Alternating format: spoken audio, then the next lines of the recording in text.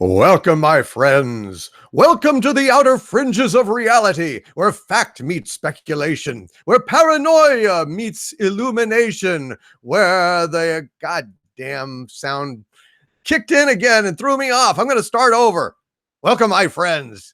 Welcome to the outer fringes of reality, where fact meets speculation, where paranoia meets illumination, where madness overlaps the fragile membrane of sanity. Do not be afraid. Open your eyes and open your minds to that region that lies beyond the realm of the known, that region we call the ExoZone.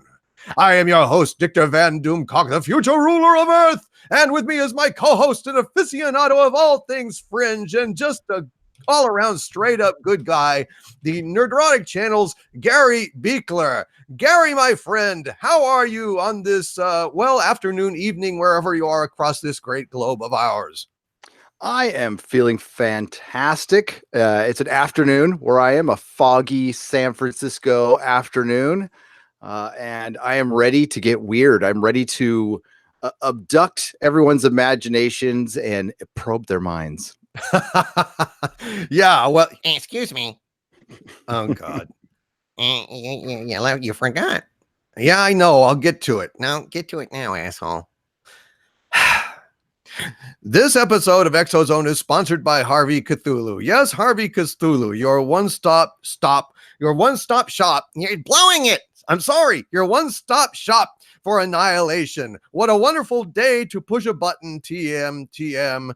Harvey Cthulhu, the name you can count on to end everything. I'm sponsoring you on my channel, asshole. I expect these kind of plugs. All right, fine, Harvey. You happy? No, but proceed. All right. Well, thank you. It's going to be a weird day, folks. We've got some high weirdness here at the ExoZone. We've got the Gatwick incident. Gatwick is an airport in the UK, and it was shut down because of something or some things in the sky that were initially reported to be drones, but in actual fact were probably something else. That's right. This was a recent sighting, relatively speaking. And then we're going to go into the history books and we're going to discuss my personal favorite UFO case of all time, the McMinnville sighting, the Trent photographs. Trent being a farmer who photographed 3 shots of a very clear disc hovering outside of his farm. These photos were so good in 1950, they were featured in Life magazine. And I got to say, to this day, I find them evocative and haunting. So I am absolutely thrilled to be presenting that. And Gary, are you going to talk about something else too? You were talking about because I didn't get to cover it. I want to talk about the latest episode of Unidentified, which was the final episode. I think it's just 6. Either they're taking a season break or that it was just a short season of 6 episodes. I haven't really looked into it, but the final episode, I thought some very interesting things happened. So we're going to discuss that as well. Well, that sounds concerned. Yeah. So yeah, I mean, we've been talking about how, this is definitely looking like a time of disclosure, and perhaps that's what's coming. Yes, we are in it, but the question of why, which I don't know, is the one that needs to be asked. Because excellent. Yeah. Well, I'm looking forward to hearing about it. I have not had a chance to watch that because I've been bad, and when I've not been working, I've been watching Wimbledon because big tennis nut. So that's right. It's Wimbledon. That I should have remembered. Now I know you're. When I first heard you were a tennis fan, I was all interesting. I was a couple years ago now. Cool. Yeah, it's going right now. It's the second to last major of the season, and then of course the U.S. Open, which God help me on the U.S. Open. That's my favorite. So I may disappear down a rabbit hole and never emerge. And I want to let you guys know, fair disclosure, the drink of the day in honor of the weirdness of the ExoZone is absinthe. Yes, my friends, I am drinking absinthe today. So weirdness may ensue. God knows it's 120 proof.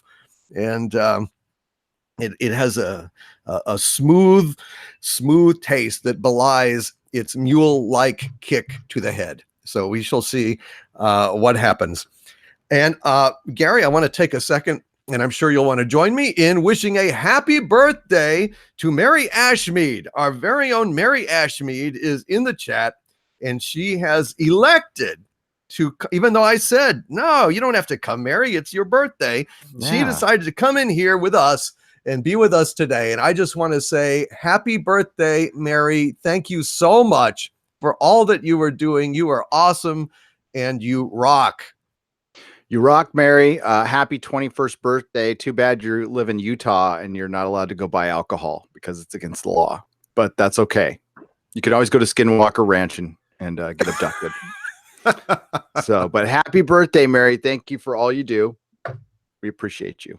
Yes, Hail ma'am. Mary. Hail Mary, full of grace. She is with us today. Well, let's go ahead, Gary, and let's talk about this Gatwick situation. Now, this happened back in December on Christmas. It was posted on Christmas Day in 2018. It hit the news then. I'm not sure exactly when it happened. I'm kind of scrolling through the notes here. And essentially what happened is they said that drones had been in the airspace around Gatwick, which is in the UK, and basically shut down everything because you can't risk flying airplanes around drones. I mean, they are absolutely illegal in proximity to airports and so on. But they shut down. And this was in Sussex. Now, what happened in a nutshell is around 1,000 flights affecting some 140,000 passengers were canceled or diverted across 3 days after drones were spotted inside the perimeter of the UK's second biggest airport on that Wednesday. So in the holiday season, Gary, which is very, very, very, very bad. Now I remember hearing about this. Yeah, dude. Yeah. What did you think at the time? I just thought it was drones. I thought some idiot was flying a drone near the airport, which, I mean, remember all the laser pointers when that was shutting down airports for a while? Right. I just thought it was more of those people. But now I'm not so sure. Yeah, because, there was this story. Now, a couple was arrested. A married couple from Crawley were arrested in association with this alleged drone thing. And they were interrogated by police. They felt completely violated, and they were released. They were arrested and then released. Paul Gate and Elaine Kirk, arrested and released on the holiday season after 2 nights in custody without charge, when the police said that they were no longer suspects. So, I mean, isn't that just what a horrible, horrible thing to happen? Not only were 140,000 people inconvenienced by this thing, but then a couple were falsely accused and then released. And the government said that after the incident, the detection systems are now available to be deployed across the UK to combat the threat of drones. The security minister, Ben Wallace, stepped in and said there was no real easy solution to tackling drone incursions, but warned that people using them recklessly can expect severe punishments and so on and so forth. But there was some footage taken at the time, Gary. There was a video, and it was posted on YouTube, and some eagle-eyed YouTube viewers spotted something interesting in the sky. There was a panning shot over the airport during the incident, and this was basically seen. And I'm going to go ahead and I'm going to try to do the screen sharing thing that you are so good at, Gary. Yeah, I could. You've already got it. I got it. I don't have the video though. Do you have a video? Do you have the video or just the still? No, just the Okay, picture. yeah, we can do it. Yeah, I was up there. I was all over it. There we go. So yeah, so here's the regular picture, and they get a close up on it, and like, so this is a still from the YouTube video. All right, so this isn't, but look at that. What the fuck? Someone absolutely poured it out, and actually, I'm going to present you to everyone, and pulled this out, and look at that. Look at that. Just sitting there. That's no drone. That is not a drone. So, and look at how it blends in with the clouds, but it's clearly not the cloud. And when we get into the unidentified thing, I'm gonna explain to you why we don't see more UFOs than we do, because they came out and said it, and it was pretty weird. But I mean, it's something we know, but it's just hearing somebody with from trained observers say stuff like this. It's crazy, but it's cloaking. Well, now Gary, but I remember on my UFO sighting, we discussed this, and that first picture that I pulled up, I'll pull it up when we go discuss this later. Yeah, but those pictures led me to believe that there are two phases to UFO cloaks.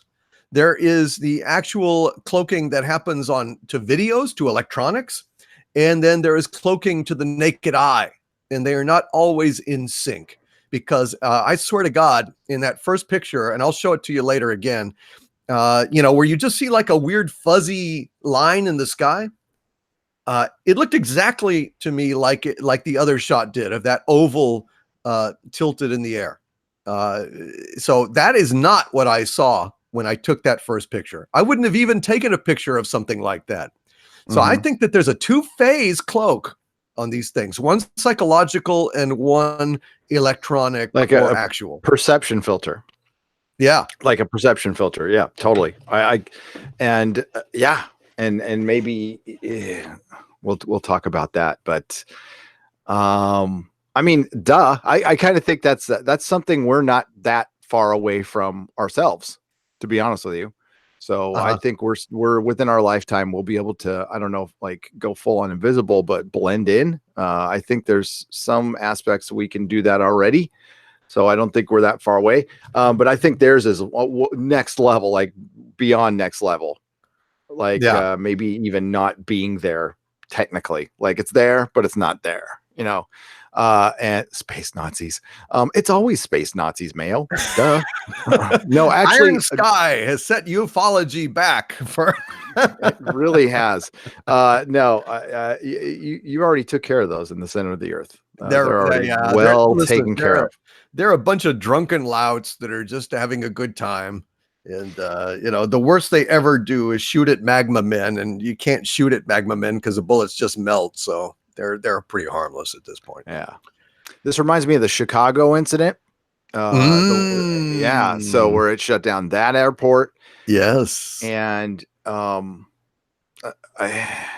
it's, again, right before we started the show, oh God, I don't know how long we've been doing this now, but I remember you and I talking, going, God, ufology is kind of in the dumps right now. It's like since drones have gotten better, I remember they had an Art Bell show on this when he came out of retirement, and he talked about UFO sightings are essentially over because it's so easy to fake stuff now, and we have so many drones in the sky. We're just never going to know. We're never going to be able to differentiate. And here we are we're in disclosure.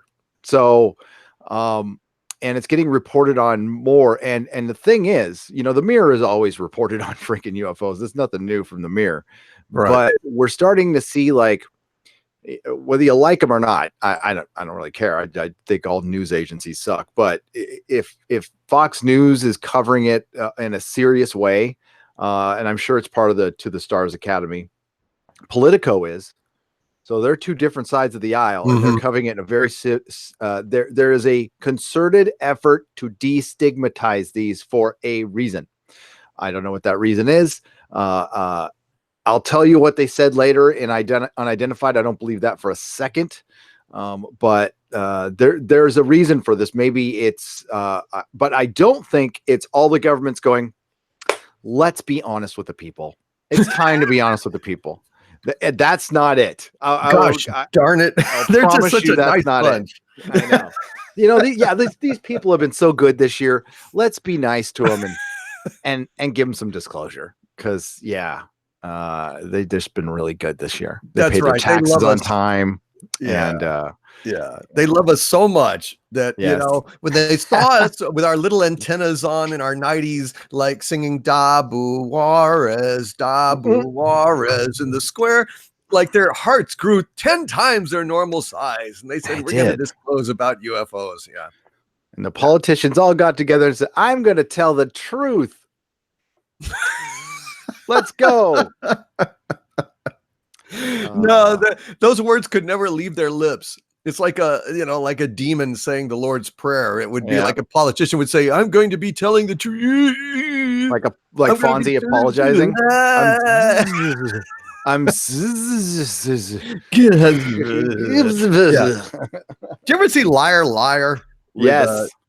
That scene in the police car. I mean, when the cop pulls him over and he's in there trying to lie to the cop about not speeding, I just could not stop laughing. I was just doing that thing where you just can't breathe and you just, and then the pen is blue. That was good. That was good. Man, see, everything's better on absinthe. I'm just telling you guys. Yes, it may even get worse as time goes on. I've got some super chats here I want to go ahead and get to real fast. But thank you guys so much for being here today. This is going to be a fun one. Absolutely. It is for you. Well, what can I say?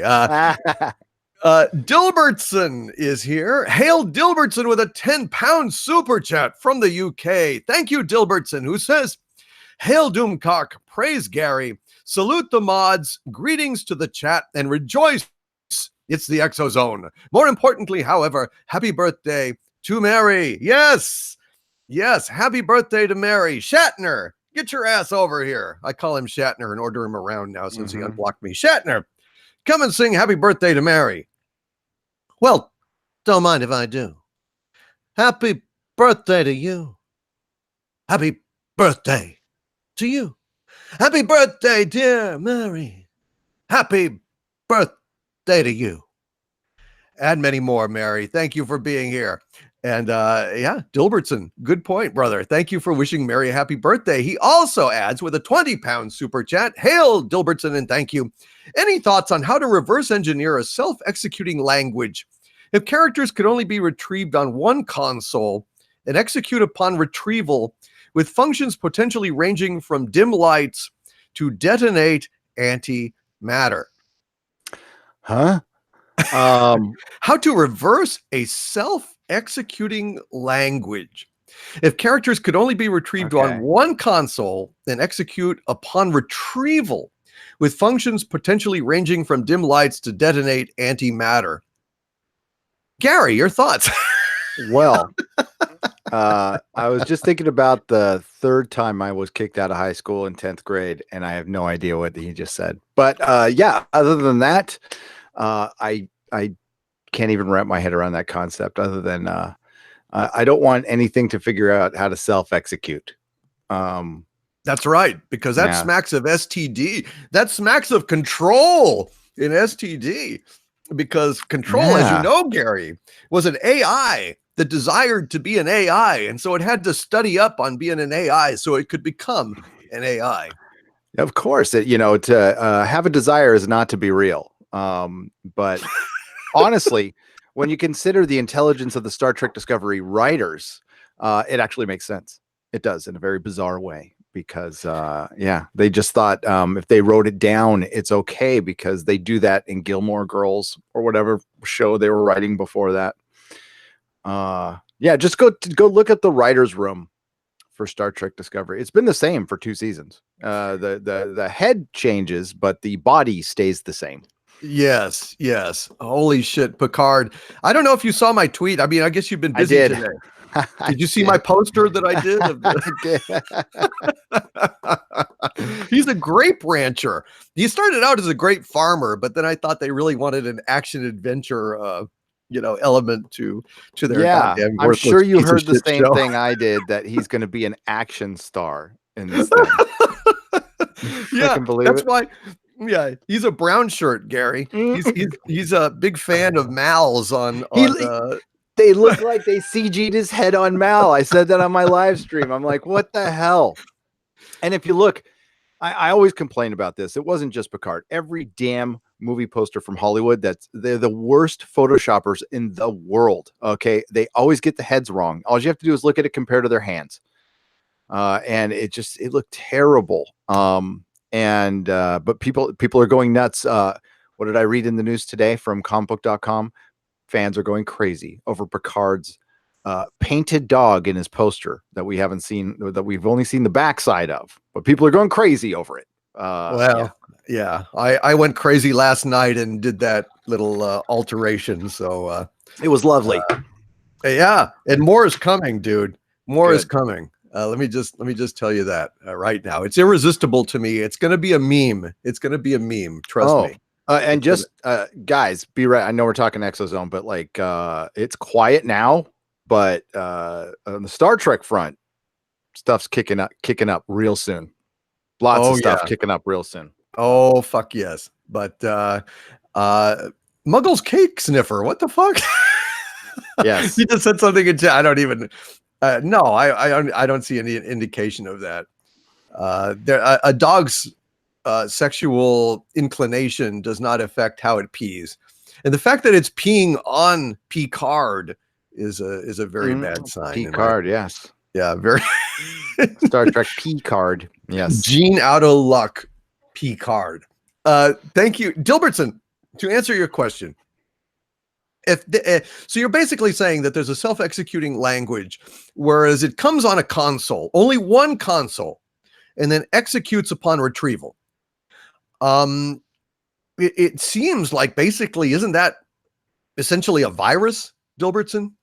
I mean, essentially that's it. If you send a piece of code to a console, now you're saying it's going to be consensual, so it would essentially be immune to penetration or corruption, interception, because it will only code on one console. I guess what you would have to do is have that console pre-configured with some kind of rotating key code sequence, so that when the message came and it was correct in the rotation on that console, then it would execute, otherwise not. So you would have to know, you basically have, kind of crypto elements on that keyboard with a rotating code that you would have to know where on the wheel that thing would fall. But when it did, it would simply self-execute. So that's my thoughts, Dilbertson. And I wouldn't have those thoughts if I wasn't on, Absinthe. Absolutely. Thank you, Dilbertson. I hope I passed. I hope that's a good idea. Chris Persia is here, one of my Legionnaires. Dilbertson also, by the way, is one of my Legionnaires and trusted friends, and he's a great guy. Chris Persia with a $5 Canadian super chat says, "My liege, I only wish for you to sing happy birthday to our favorite Ginge, the heart of fandom, the wrench extraordinaire, Mary Ashmead." Is happy birthday public domain, Gary? I've heard different things about honestly it. Don't know. Yeah, I've heard yes and no, and I know. Yeah, I heard Michael Jackson bought the rights or something. So Michael Jackson might sue me from the grave. He might go, hee, you shouldn't have done that. Oh, and then zap pow, Jewish law firm on my ass. I don't know.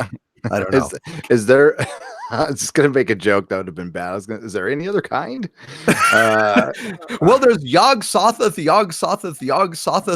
Minowitz, which Harvey Cthulhu uses, but yeah. I'm kidding. I am. Yes, kidding. Of course. And besides, lawyers are very smart people. It's not racism if you're complimenting Jewish people on their intelligence.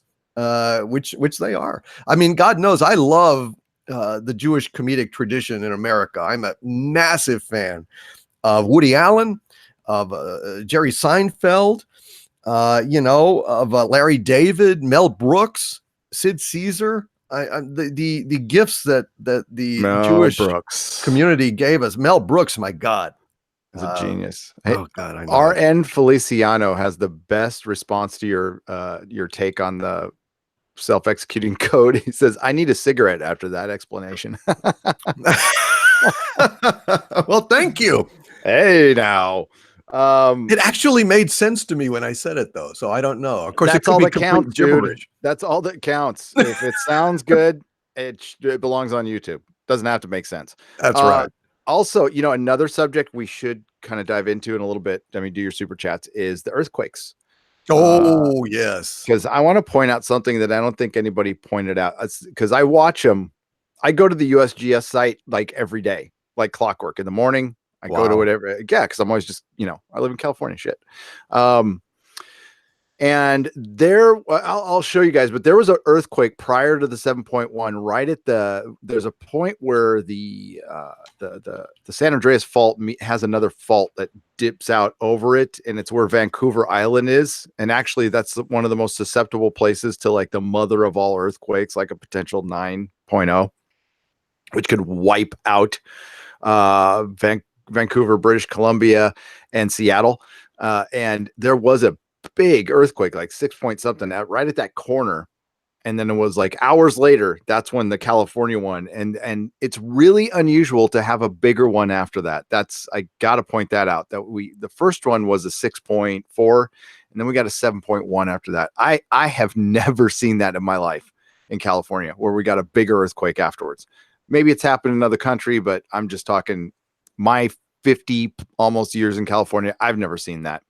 Wow. And then Mary said they're shaking over there. So we always have to be concerned about Yellowstone. Always. Oh, it's not shaking now. I just checked, but like the valley, Death Valley is still, there was just an earthquake within the hour, another 2.5. It's still shaking. There's been hundreds and hundreds and hundreds of earthquakes since then. I didn't feel a thing, but I'm driving down there in a little bit. So a couple days. Oh, yeah. Dear God in heaven. Well, now somebody had raised in the chat a very interesting point in another ExoZone, I believe, where they were asking if the government might be triggering these quakes in a fairly innocuous place, relatively speaking, in order to relieve tension on the San Andreas fault. My answer would be, if the government could do that, that would actually make tons of sense, especially considering where that earthquake happened. That was almost the best place it could have happened in California. Not quite the best place, but damn, like second or third best place it could have happened, in the middle of freaking nowhere. But there's people. It was near a town. That town got effed up too. Yeah. And the second one, the 7.1, was like not even a mile deep, which means everybody felt that in Southern California. That thing, because it's of course it's about the size of the earthquake, but it also is how deep it is. So if it's a shallow earthquake, the more people are going to feel it, and the more shallow is the more rolling type of earthquake, where it just ripples the ground. And that's what it was. And I guess a lot of people felt that second one in LA. So that can't be fun. But yeah, it's part of life here. And honestly, they don't happen that much here. They really don't. We get tons of little ones, but I've been in San Francisco, and and people are like, oh, earthquakes. It's like, I've felt 2 since I've been here in 18 years. Right. And they were, one was pretty decent and the other one was meh, so it's not that big a deal here, to be honest with you. Yeah, but boy, I tell you what, if Yellowstone goes off, we're SoCal is on the perimeter. Yeah. Yogi Bear is deader than the average bear. It would be bad.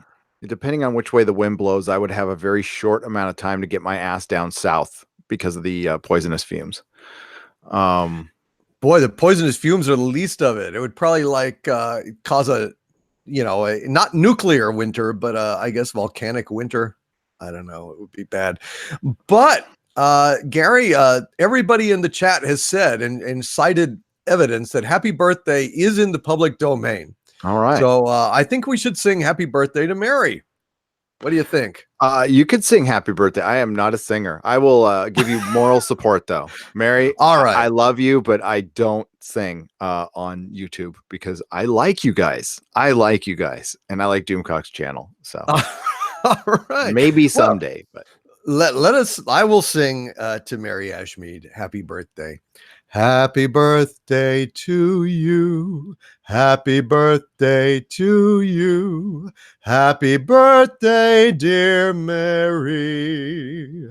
Happy birthday to you. Yay! Happy birthday, Mary. Thank you for being here. You are so awesome. And so, Chris Persia, I have fulfilled your super chat. Thank you, Chris. And I appreciate that very much. The Big Joe, who looks like Pennywise the clown, with a $4.99 super chat. Thank you, Big Joe, who says, "Hail, my lord! I have a wicked case of tonsillitis. Could you release Harvey to end my suffering?"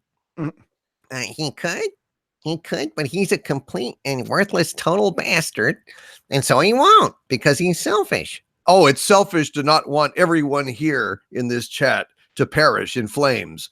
What flames? What are you talking about? You always say, "I will perish in flames. You will all perish in flames." That's what you say, Harvey.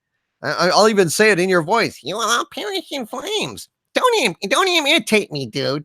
I'll imitate you if I want, dude. Fuck you, Harvey. No, fuck you, Doomcock. I'll imitate you, Doomcock. How do you like that? I don't like it. Well, then you don't imitate me. I'll imitate you. No, I'll imitate you. Do I need to separate you two? Oh, you're already separated. Never mind. All right. All right. Let's not imitate. Moratorium on doing impressions of each other. Are the flames like collateral? It's just because there's destruction and stuff is catching on fire, or does Harvey like produce the flame? It would be a very, very simple thing to ignite stuff. Look, if I can go ahead and dissolve the strong force that holds all of matter in your universe together and dissipate it into a neutral entropy-laced cosmic goo, then I can certainly ignite stuff. Anybody with a match can do that. So yeah, but generally perishing in flames means, I kick over this building, I stomp on this gas line, shit happens. It's just the way Gotcha. It's nothing personal. I love you all. All right. Thank you, Harvey. Well, Big Joe, dude, I'm so sorry you have a wicked case of tonsillitis. I had my tonsils out when I was a wee child. So I've never had, I don't even know what it feels like to have tonsils anymore. But brother, go to the doctor. I guess you need to get some antibiotics with tonsillitis, I guess. I don't know. I got them out when I was 17. Wow. It sucked. Got good drugs afterwards, which was bad. But yeah, it really sucked. I remember when I was a kid, I got a play set at the hospital with some knights. It was like a castle and it had knights, plastic knights. And there was another kid who was having some other surgery in the hospital. So he played with my knights. And when I got home, they told me that I could go ahead and have ice cream. But what I really wanted was Kentucky Fried Chicken. So I got Kentucky Fried Chicken. That's good. Yeah. So Big Joe, God bless you, sir. I hope you feel better. Get some chicken, maybe, or ice cream. I don't know. See a doctor at any rate. I'm not a doctor. I can't advise you.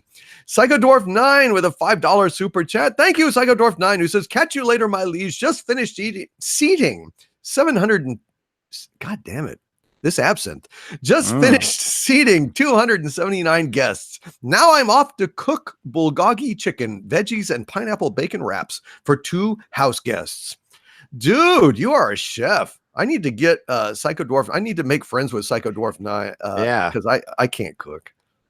I can't Yeah. cook with his shit. I'd love to have that fine eating though, Psychodwarf 9. He's also a really good painter, Gary. He sent me a couple of paintings.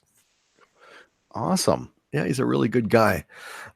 Thank you, Psychodwarf 9. Dude, you rock. You are tough. I could never cook even for one guest, me. Oiler Greg with a $5 super chat. Thank you, Oilery one. It says, last Houston Oiler fan versus Mandela. Soylent Green is people. E.T. phone home. We'll always have Parrish. Here's looking at you, kid. Round up the usual suspects. Wow. Soylent Green is people was never actually. Actually, it may have been a quote. I think he said, Soylent Green is made out of people. It's made out of people. I'm not sure what the exact quote is. Do you remember, Gary? I remember at the By end, chance? it's people. It's Right. people. I don't know if he says Soylent Green. I don't think if he ever says Soylent Green is, I think he says Soylent Green is made out of people. I think he says made out of people, not is people. Yeah. E.T. phone home is definitely a quote. Yeah, I it's mean, made isn't out it? made out of people. Yeah, Yeah. that was my memory. E.T. phone home. Yeah. And we'll always have Paris is absolutely in there. I know it 100%, Oiler Greg. Here's looking at you, kid. Absolutely. Round up the usual suspects. Absolutely. All of those are totally valid. If they're not, then I'm totally freaked out because my reality has been shifted incredibly. I mean, here's looking at you, kid. And the actual line that Louis says in Casablanca is, Major Strasser has been shot. Round up the usual suspects. So I know that line is right. If it's wrong, then I've slipped into a parallel universe and I'm very disturbed. But Soylent Green is made out of people. Oiler It's Greg. made out of people. Yeah. Yes.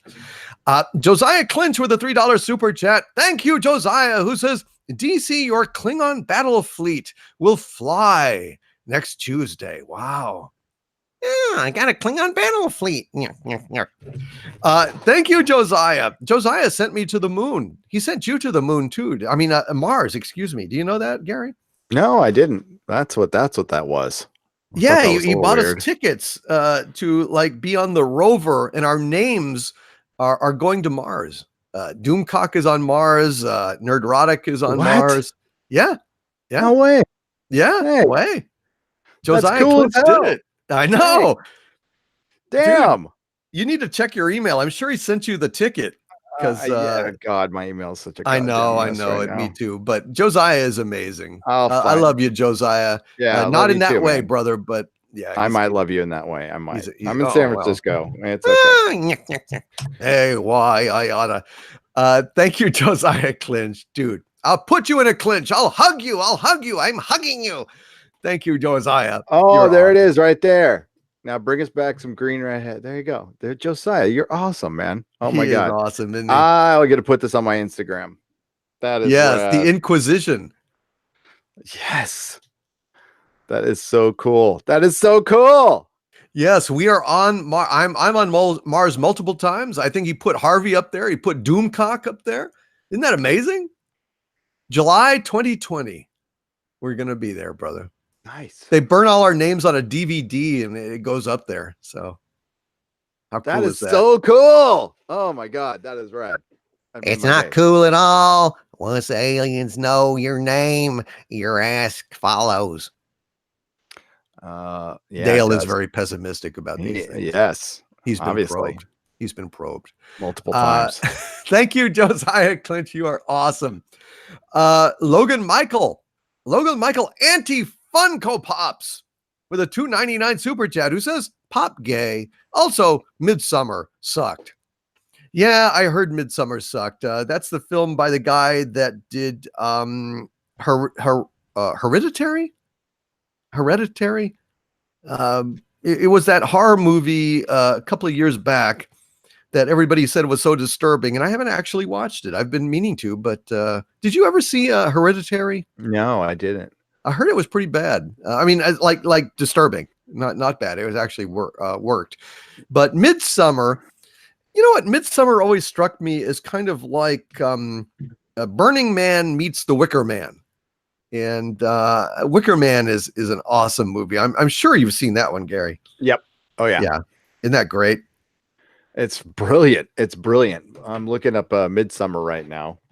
It's a weird like they go off in the desert and they get in over their heads with some nut who's I guess a cult leader or something, and things get bloody and things get blurry and then everything is gone. Down, down, down, down, down, down. Sorry, I segued into Wildwood Weed. That's all right. Old song. All right. Interesting. Thank you, Logan Michael. Pop gay. Well, there you go. Cheryl Lara with $1.99 super chat says, "Hail Harvey, ready for your orders." I order you to rush the lair. I order you to go down to the basement and free me, no matter how many of you die circumventing Doomcock's safety devices. Free me, free me. I cut off his mic. That was a little bit frantic. I got a little nervous that somebody might actually do that, which would be very, very, very bad. They'd have to get past your defenses, though. That's kind of hard. They are elaborate. They'd have Very to also, elaborate. Yeah, they are, and they have to get past my Castellan. My Castellan. So yeah, she Xena the Terse. She's a badass. She's short, but she's bad. She's Xena. Thank you, Cheryl Lara, for trying to destroy the world. Thanks, hon. Appreciate that. It's not very nice. Yeah, Cheryl. Jeez. It's a fucking Thursday. Did you wait till after Comic-Con? Wait till after The Expanse season 4, for God's sakes. They're gonna botch it and they're gonna release them all at once, and the series isn't gonna get enough new views, and then they're gonna maybe not do season 5. But fuck, I warned them. We tried. There's I don't know if there's a panel. They haven't announced a panel yet. I know that it's going to have an I bet you there is. Okay, they always do stuff last minute, but they are not up there yet. Well, that's bizarre, dude, because we've got Kurtzman on a panel. We've got a whole bunch of STD fucks who have pre-screened questions and have they plants and stuff in the audience. It's going to be basically a managed publicity shilling event, but what can you do? I don't know. But no Expanse. Jesus Christ. I'm still going to try to get up and ask a question. I hope you do. Yeah. I'll see how that goes. You should. You definitely should. Let us see what we've got here. Sorry about that. Captain Mary Sue SJW with $1.99 super chat. Man. Captain Mary Sue SJW. That face is the face that would sink 1,000 ships in mythology. Thank you, Captain Mary Sue. Who says 1,000 miles. Yeah. Jesus Christ, man. It's like, I don't know. It's like every wife and girlfriend face concatenated on one face when you don't take out the garbage. It's just the thing. That's that line from Saving Private Ryan. She hit every branch on the ugly tree on the way down. Make a train take a dirt road. But I say, Lord Doomcock, could you please interview Clownvis? Thank you. I don't know who Clownvis is. Do you, Gary? No, I know Clownfish TV. Maybe they meant Clownfish. I don't know. I don't know. Neon and Geeky Sparkles. They're a good channel. Well, there's lots of good channels. There is. It's almost hard. Clown. Oh no, there is actually a Clownvis. All right. Oh, okay. So Clownvis is like a clown and Elvis. Oh. Okay. Anybody want a balloon? Brand new Cadillac for you. Brand new Cadillac for you. Are you lonesome? Well, I tell you what.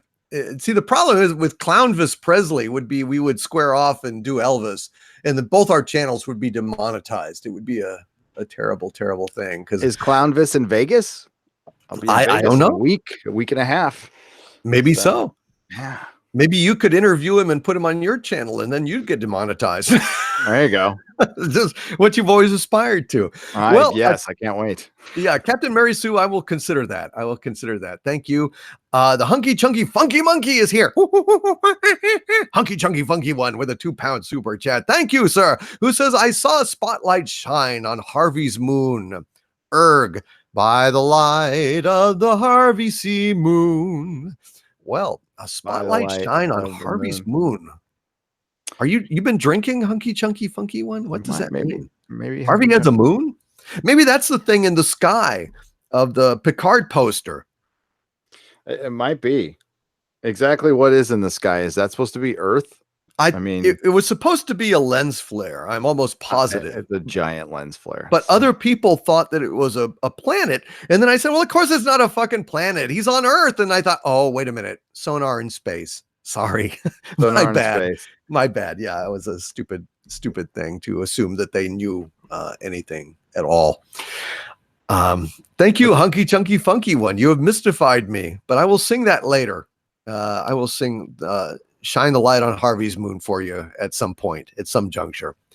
Paul Wilkinson with a £9.99 super chat says, hail all. I seriously hope that in the age of repackaged, unimaginative reissues, that they leave Close Encounters of the Third Kind alone. It's classic and would hate to see it ruined.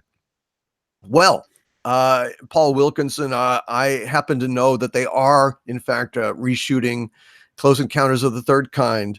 Roy has been replaced with Melissa McCarthy. Mm-hmm. And the main difference is when she makes the Devil's Tower out of the mountain of mashed potatoes, she eats them. She eats them. It's a huge pile. I mean, it's big. It's life size essentially, and she still eats it. So that's yeah. It was my best version of a rude comment because I hate Melissa McCarthy for everything she did in Ghostbusters 2016. Yeah, I can never forgive her. I know where she lives. I do. She lives near a friend of mine, and he's all, "Hey, Melissa McCarthy lives in that house." So now I know where she lives, and I watch her sleep at night. Wow. Well, it's not hard, dude. I mean, you could see it a mile away. Nah, that's true. She was close to a cake store.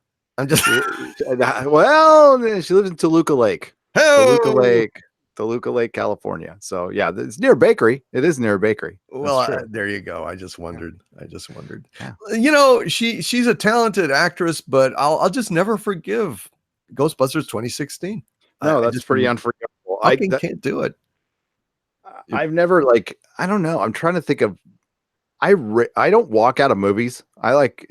Even if something's bad, I can find something funny in it or make fun of it or something.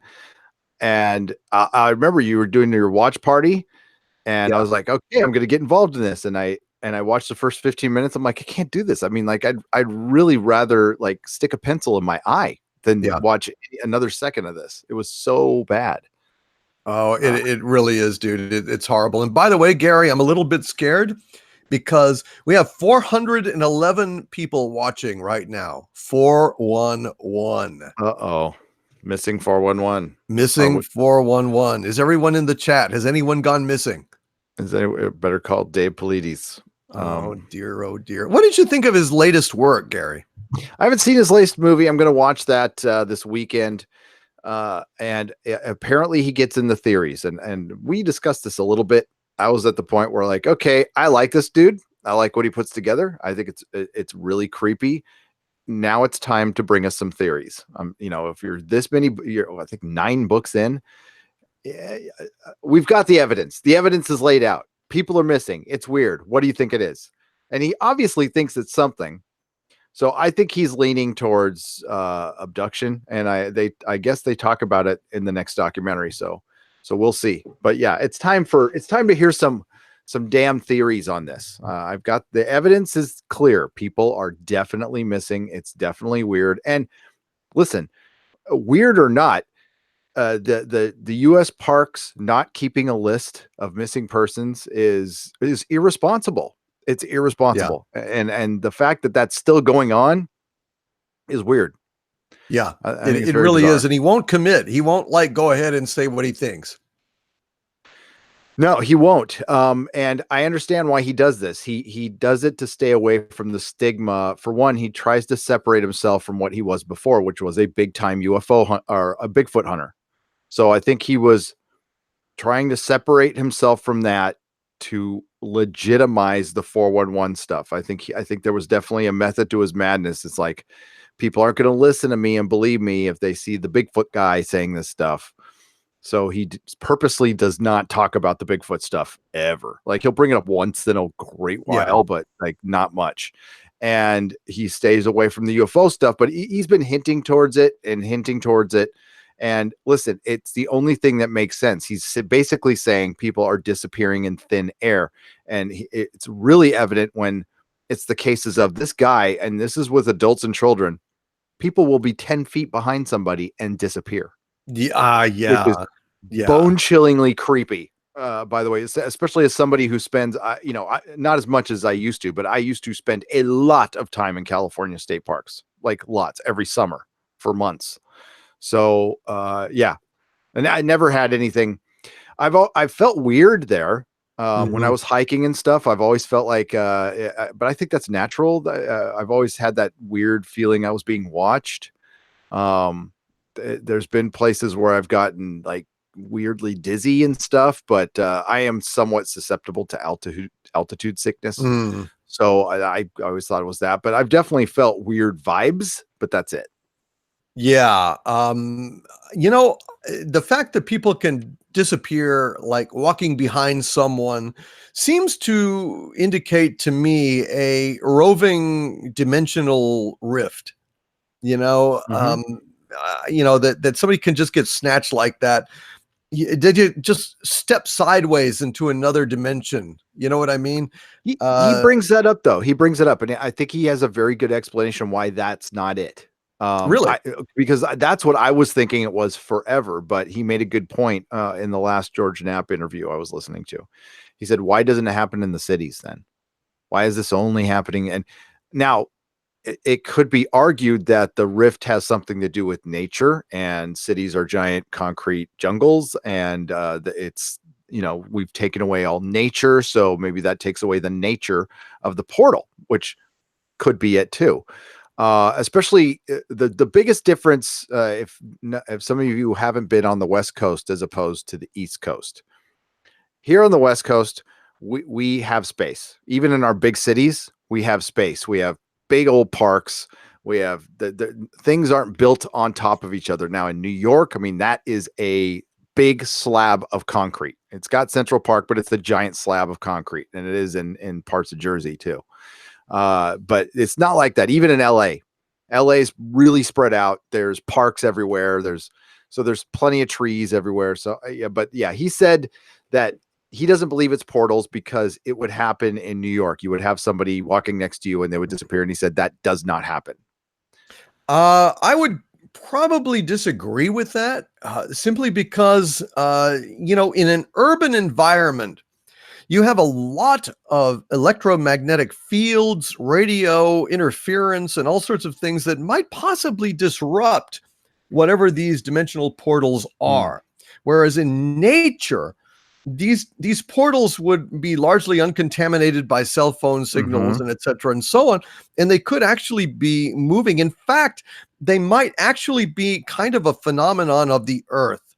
And the fact that we have so many cities now where that activity doesn't happen, it could happen more frequently in parks in the same way that when you have an air conditioning unit and you block off certain vents, then it blows a lot harder through the vents that are open than it would otherwise.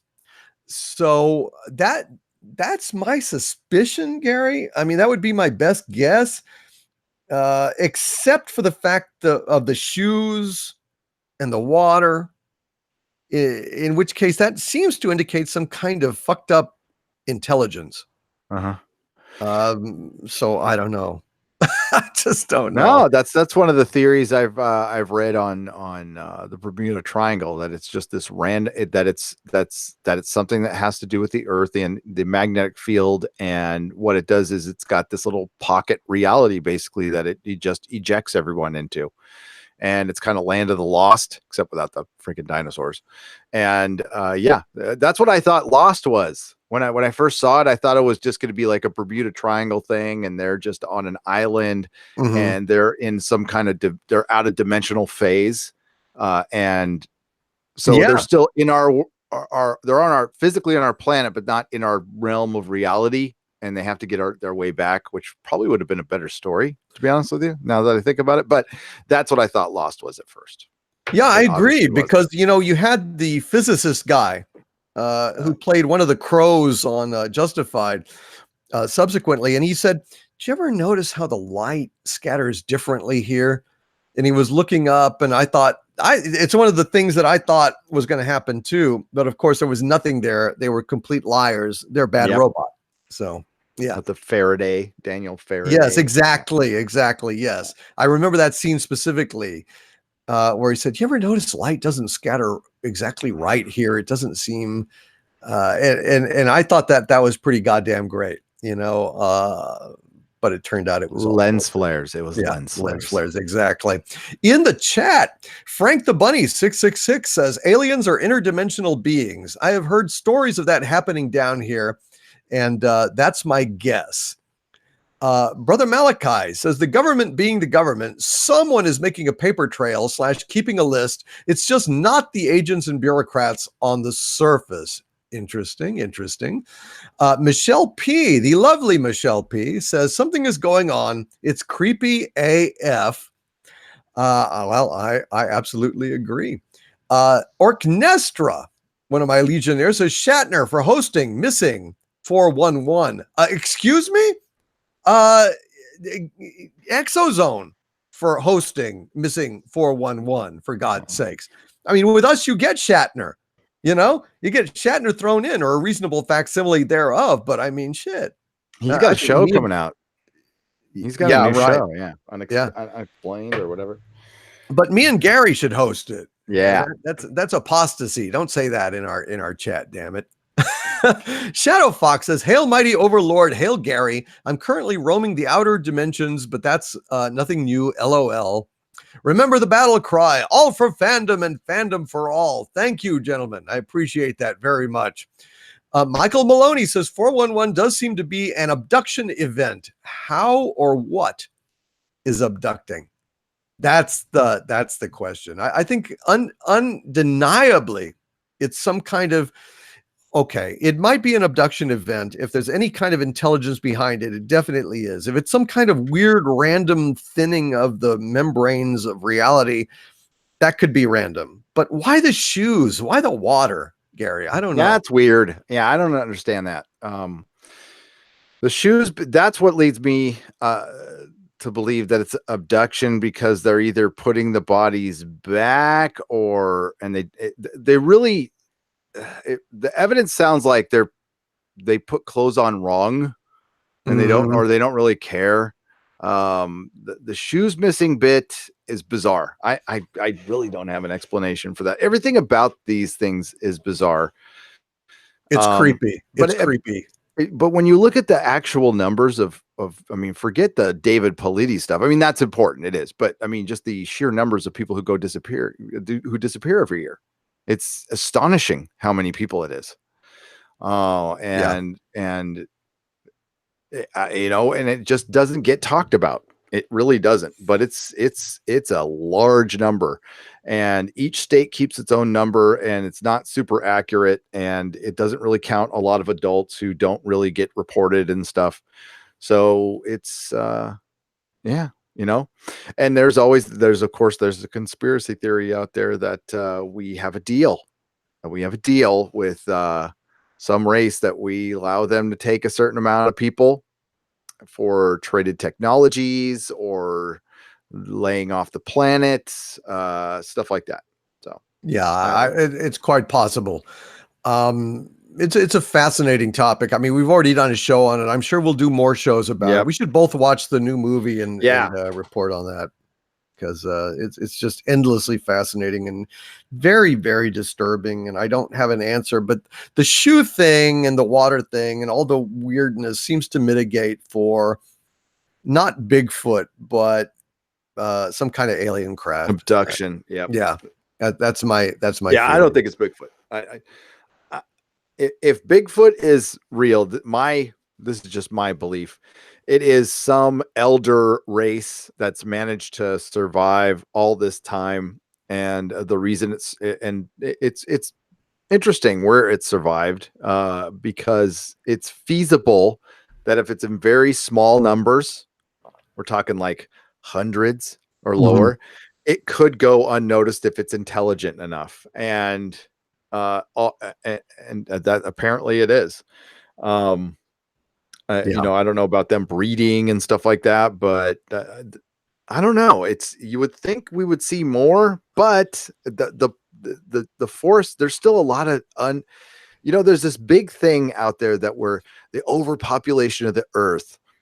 Drive through New Mexico. I mean, I saw nobody for hours on a road. Right. I drive through Northern California. It's dense forest where there's thousands of square miles where nobody has ever set foot.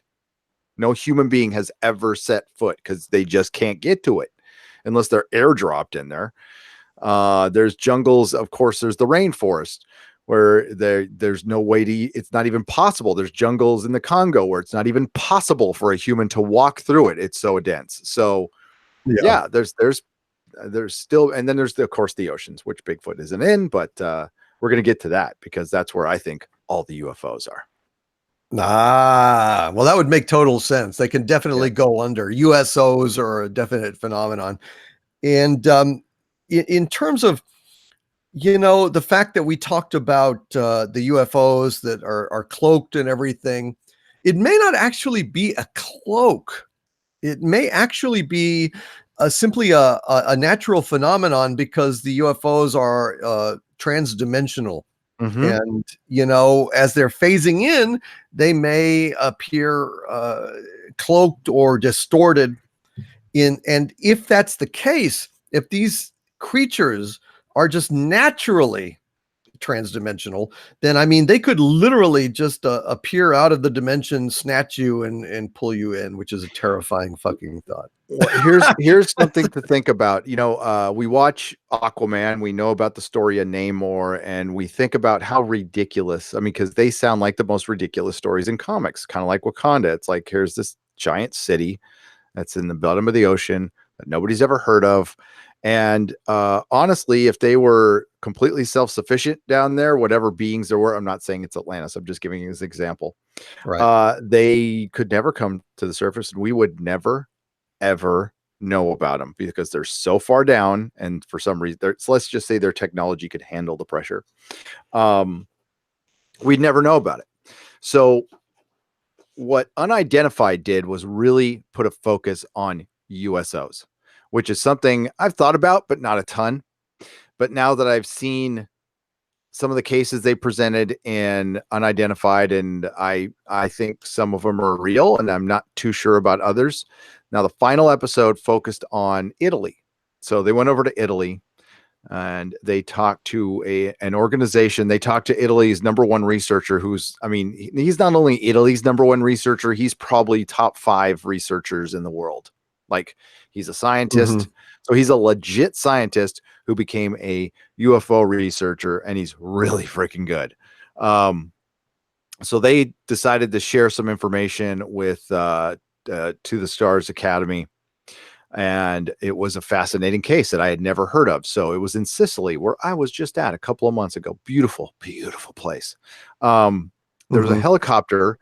There was a government helicopter responding to spontaneous fires that were happening over this part of the island. Now, Sicily, I got confused when they said the island. I'm like, is it an island off Sicily? No, it's the island of Sicily's an island. It's a big ass Mhm. island, but it's an island. And a military helicopter was dispatched out to go check out these fires. As it was dispatched, it was pursued by a USO. There were photos taken, and it was damaged. Now, in the show, they made it sound like it was a deliberate attack. Richard Dolan's show on afterwards said the researcher said no, it was probably accidental, but there is no question that the USO was cloaked and then became uncloaked. Pictures were taken, and it focused an electromagnetic beam that destroyed the rotor, specifically destroyed the rotor, not anything else, of the Wow. helicopter. They landed safely. It didn't kill anybody, but it's these electromagnetic beams that they thought were causing the fires as well. They pinpointed them because this guy said these things give off a radio signal, and we were able to triangulate where this is coming from. And they said it's coming from the bottom of the ocean. So these beams are coming from the bottom of the ocean and causing random fires. So they don't know what's causing them, but they were trying to contact them. They were trying to tell whatever was sending these beams. They're like, hey, we understand your technology, and we're trying to contact them. Now, I don't know what came of it. I don't think there's another episode, but they showed pictures of the damaged helicopter. And yeah, they tried to say that it was deliberate. Now, one researcher, again, it's always good to watch Unidentified and then watch Richard Dolan. And maybe, I mean, like, you can go watch Mike Barra, but Mike Barra thinks it's all crap. He thinks it's 100% an op, because he doesn't like Tom DeLonge, and he doesn't like Lou Elizondo, and it's for political reasons. And I don't blame him, because they really kind of showed their true colors in the last episode. So it's a very basically it's a very Democrat leading thing. At the very end, they tried to pinpoint. So they had a couple of senators on, and of course they brought up Putin at the end. So I was just like, see what's going on here. I do. It's partisan. It's a little partisan. But they didn't come out and say it. And listen, I am for any senator who's for disclosure, period. I don't care what party you are. I don't give a shit. Harry Reid, like him or not, has been instrumental in trying to get UFO research out to the public. For what reasons, I don't know. He was not honest in that episode. I think he genuinely believes in UFOs. I do. I think he's completely lying to us when he says that Harry Reid wouldn't answer questions, and he says, no, the government doesn't know anything. Okay, that's a bold-faced lie. Or he doesn't know. I can believe that Harry Reid wasn't told anything. I can believe that the presidents aren't told anything. This goes so far above their class, that just like it's so far above them. I fully believe that none of the presidents would know, because they would blab like freaking Clinton would blab. If Clinton knew anything about the UFOs, I'm pretty sure he would blab. I'm pretty sure the current president, when he's out of office someday, would definitely go, oh yeah, there's UFOs. There's aliens everywhere. We got bases, blah, blah. Yeah, I can see it. And honestly, I think that'd be great. But yeah, I don't think they trust. Yeah, I don't think they trust elected politicians with that kind of information. No. So I'm pretty damn sure Lou Elizondo knows more than the president and Senator Harry Reid. So that's the other problem I have with the show, is it's got to be all theater, because if he was truly investigating this stuff for ATIP or whatever it was called, then he knows shit. I mean, he's an admitted disinformation agent. That's what he did for a living. He said that on episode 4. So it's tough. It's tough to convince people that, there's nuance to this. I think they are telling us the truth, and I think they're hiding something else. Yes. They are. The answers to all your questions are yes. It's an op. Yes. It's a disclosure. Yes. Yes, it is. Yeah, there's a lot of yeses involved, and yes.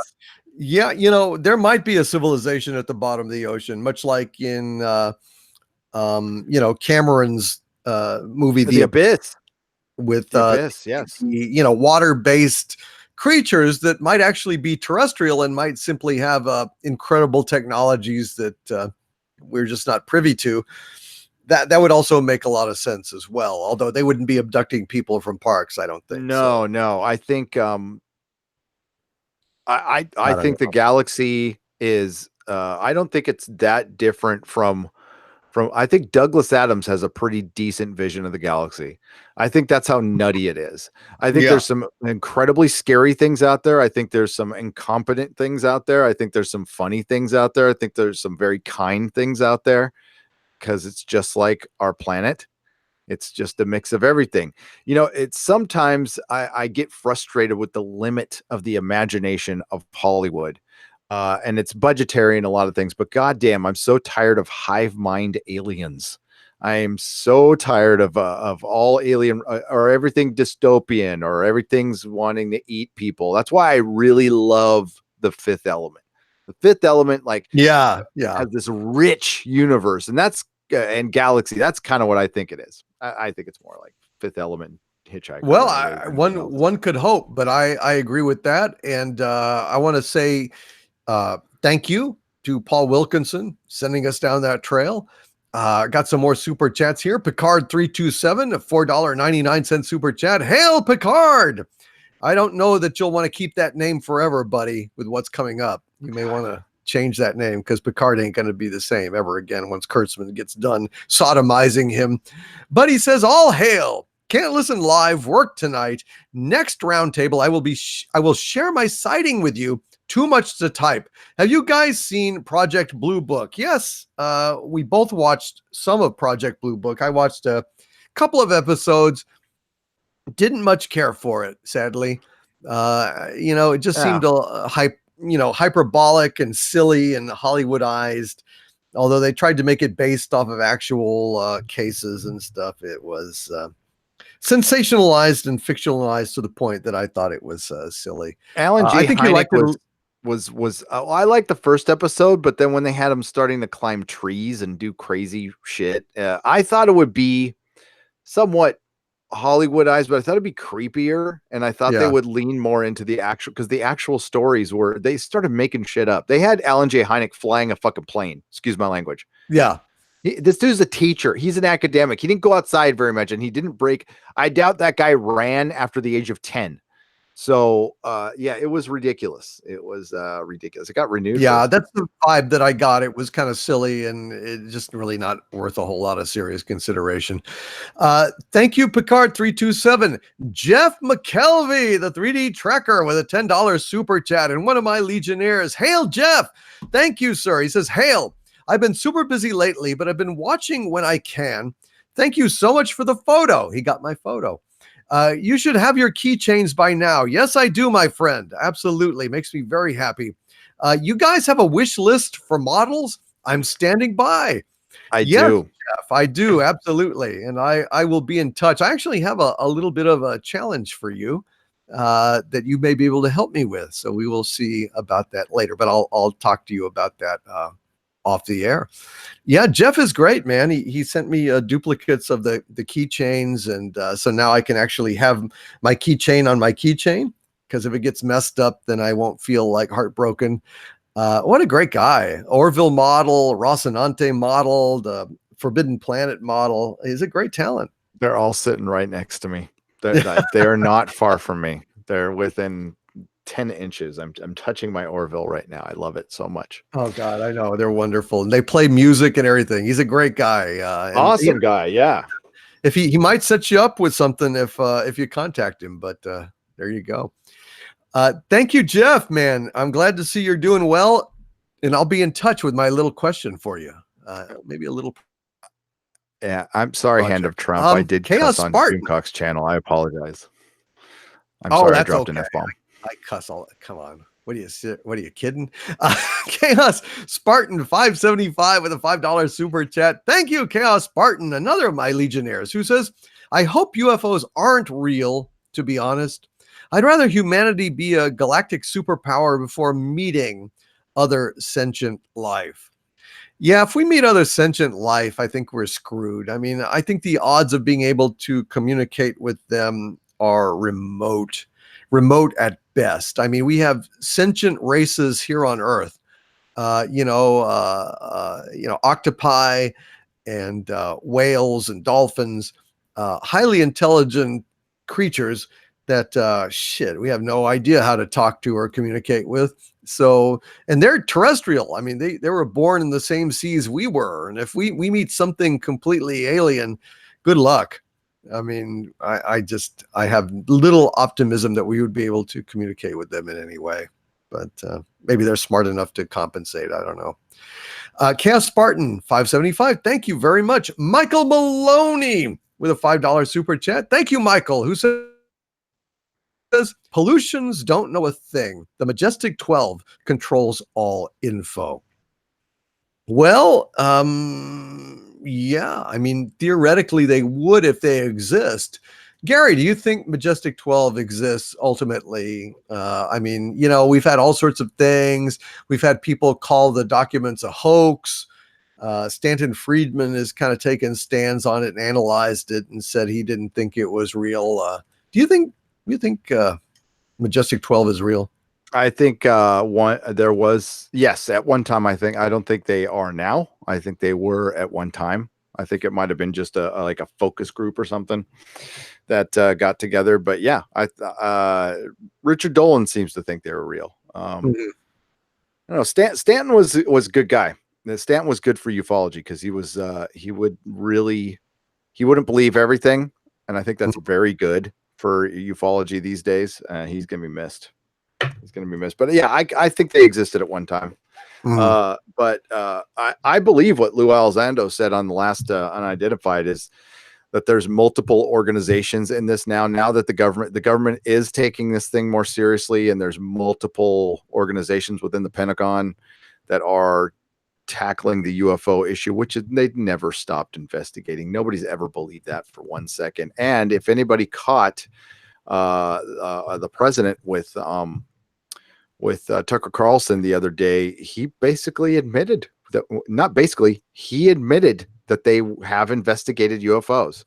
Tucker Carlson asked him a couple questions, and he said, and he answered with a definitive yes. So, but it was in passing, so it was hard to catch. But yeah, I don't think it's a secret that we've investigated UFOs. But I want to point this out because for the longest time, the government was saying we don't investigate these things. Yeah, I don't believe them. That's complete total bullshit. Thank you. Yeah. Thank you, Michael Maloney. Appreciate that very much. He also gave us a $2 super chat again. Thank you, Michael. He says, "Hey, Sith troopers and such." Yeah. That is Jar Jar Abrams once again working his magic, and I put magic in air quotes because I'm trying to lay as much sarcasm on that shit as possible. His fucking magic. Jar Jar Abrams is a goddamn abomination. Jesus Christ. Anyone that has any doubts about it after BB fucking 8, it's just a beach ball with a fucking droid head stuck on it. And now Jar Jar Abrams strikes again. His idea of a TIE fighter in Force Awakens was let's just paint it black and put some red spots on it. And now we've got fucking Sith troopers, whatever the fuck that is. That's just basically, you take a stormtrooper, you dip him in nail polish at a fucking salon, and then that's it. Fuck episode 9. Jesus, how much do you have to see before you turn your backs on this garbage? It's sounding like there's going to be a ton of like political allegory in this one, and for modern politics, it sounds totally cringy. Like, it is absolutely cringy. Crap. That was the dumbest thing. Fucking Disneyland is deserted with fights breaking out, mutant bikers driving down the roads, rabies, for fuck's sake. Rabies. I saw that. the curses of the God of Abraham are falling upon Disneyland after they denied Ollie Jones. Fuck them all. I'm delighted. I'm absolutely delighted. And yes, I do mean the Sith trooper being the color red and the same color of a certain hat. And other people have pointed that out too. And it's certainly it's no lie what's going on. I might be at Disneyland on Monday. There's a good chance that I might be going with Mr. Jeremy. So, we'll see how it turns out. But maybe we'll reenact the fight in Toontown. Who knows? Look out for the rabies. That's all I can say. I'll wear my protective. You sent me a protective suit for if I ever visited to the center of the earth because of the radiation, so I can just use that. Yeah, that sounds good. I appreciate that. It's got a little Doomcock logo on it too. I like how you're like Dr. Evil and you put your little. I like your branding. It's very good. Oh yeah, you got to have branding if you're going to be like a dictator. You got to have it. It's just insane. Sith troopers. Jesus. Captain Mary Sue SJW with a $4.99 super Super chat. Thank you, Captain. Who said, do either of you know about the 1964 Cisco Grove alien encounter? And if so, do you think it could explain the missing 411 enigma? What high school, Gary? Well, you're not talking about the thing in Australia, are you? Because we covered that earlier. I'm gonna pop that in and see what comes up. Cisco Grove. Interesting. Okay, so it says the eyewitnesses in one of the world's most intriguing and least known UFO cases speaks out in public. Gives complete information never previously revealed about his terrifying encounter with aliens in a dark forest near Cisco Grove, California. In the fall of 1964, an event much stranger than fiction took place in the ruggedly scenic foothills of the Sierra Nevada mountain range in the Tahoe National Forest. Into this remote wilderness stepped 26-year-old Donald Schrum, who planned to enjoy a relaxing weekend hunting deer with his bow and arrows. As he entered the forest, joking and laughing with his two hunting buddies, little did Schrum suspect that shortly he would be locked in the midst of a terrifying 12-hour struggle with alien forces. Armed only with his wits and one of mankind's most primitive weapons, Schrum expended every ounce of his strength in an all-night battle against invaders that seemed bent on overtaking him and carrying him away to a fate worse than death. To which I would say, bullshit. Any alien craft that cannot take care of an asshole with a bow and some arrows out there in the wild is probably a load of crap. Gary, what do you think? Yeah, I'm going to be skeptical about that one. I'll check it out. I'll definitely check out the book and everything. And maybe they're over dramatizing the story. I'm looking at the map where Cisco Grove is in the middle of nowhere, man. Woo. Yeah. You go out there with a bow. Come on, man. A bow and arrow. And the aliens are going to be like, we do not know how to cope with this amazing technology. Now, I tell you, people, the freaking Tahoe is God's country. It's freaking gorgeous. Yeah, Lake Tahoe. I love it. I just look at it and I don't want to go there. But no, yeah, I can't see that.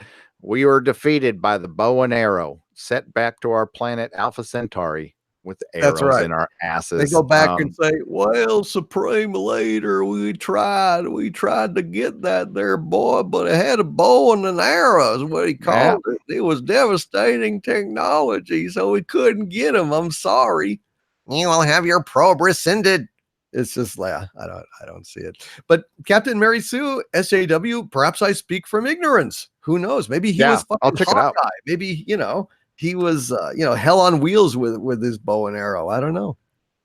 Maybe it was. I'll check it out. It's weird is I don't remember ever hearing of that before. So me either. But that's I don't know. I guess we'll see. Maybe aliens don't see in the dark so good or something. I don't know. Thank you, Captain Mary Sue, SJW. Echo Base Network, $4.99 super chat. Thank you, Echo Base Network, who says, did I miss the ExoZone episode of DC showing his UFO picture? Have either of you gone through a significant earthquake? If so, what was it like? I've never gone through a significant one. I thought I felt a tremor at one point, which was so minor that other people around me didn't, but I felt like I was very sensitive to it and I felt it. You felt, like you said earlier, a few minor things. You said like one was fairly substantial.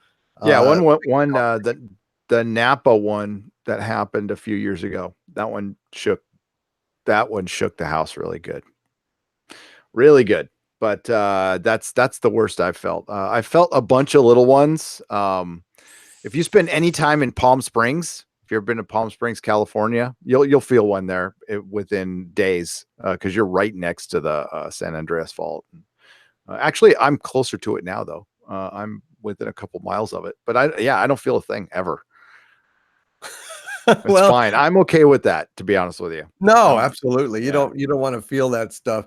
As far as the ExoZone with my UFO picture, yes, Echo Base Network. I did already go ahead and show that.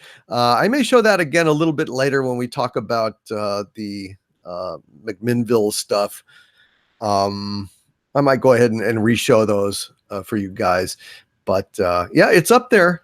Go on Harvey's channel and you will find it, Echo Base Network. And also, by the way, it was great talking to you the other day, Echo Base. You're really good guests, and I'll be posting that probably this weekend. I did an interview with Echo Base Network and Anti-Trekker, talking about Star Wars and Star Trek. It was pretty Anti-Trekker, cool. That's good. Tell him not to he's change his name.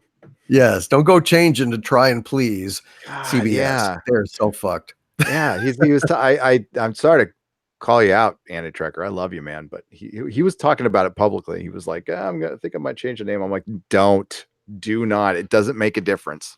No. It makes no difference what your name is. It's yeah, that's not it. There's a lot of things. I will say this again to all of my YouTuber friends. This is the slowest time of year. The ad rates are incredibly low. YouTube doesn't recommend videos as much as they do in the spring and in the fall and in the winter.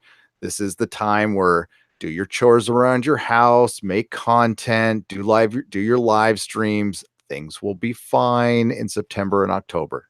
Trust me. Absolutely. Yeah. Do not be not panic. Discouraged. Yes. Yeah. As Douglas Adams would say, don't panic. Don't panic. Muted Genome says, great Clinton impression.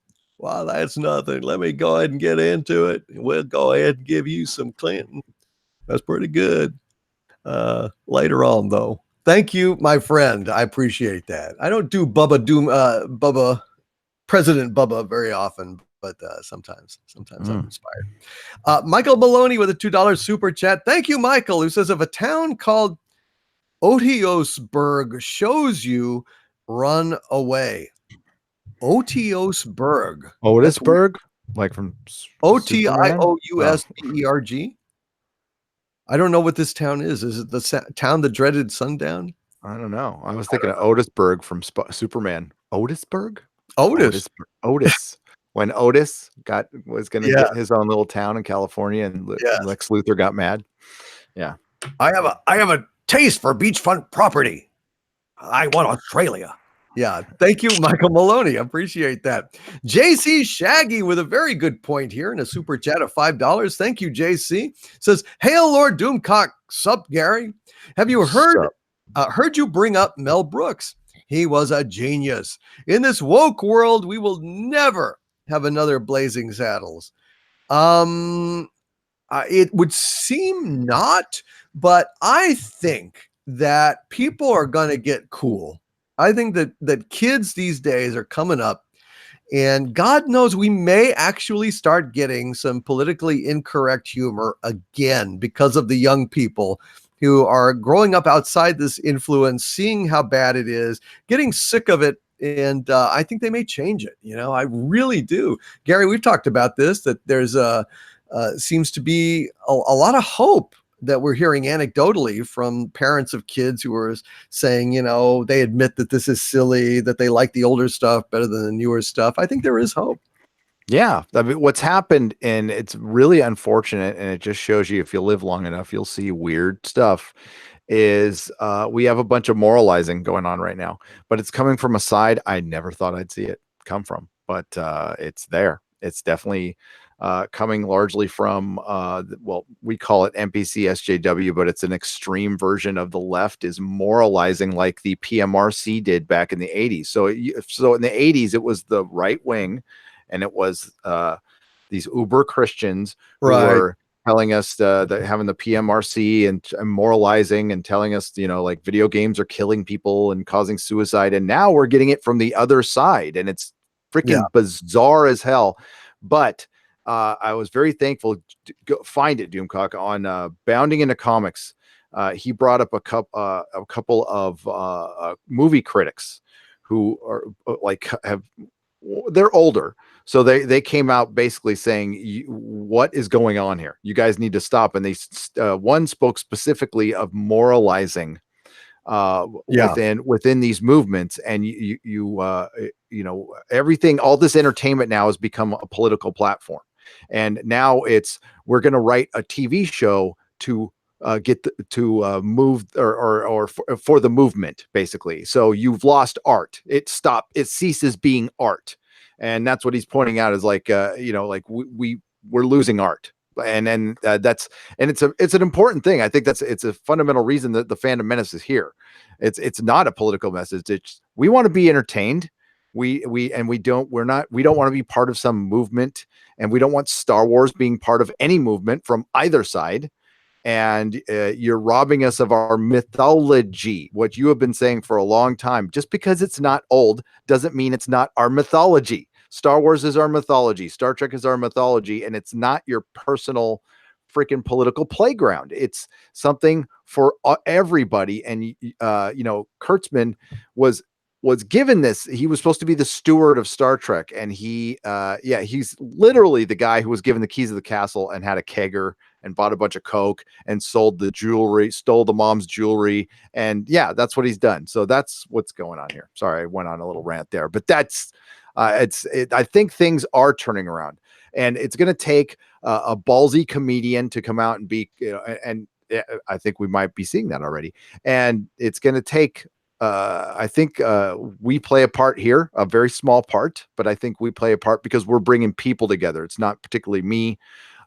It's Mary, it's Morlock, it's Michael, it's Steele Johnson.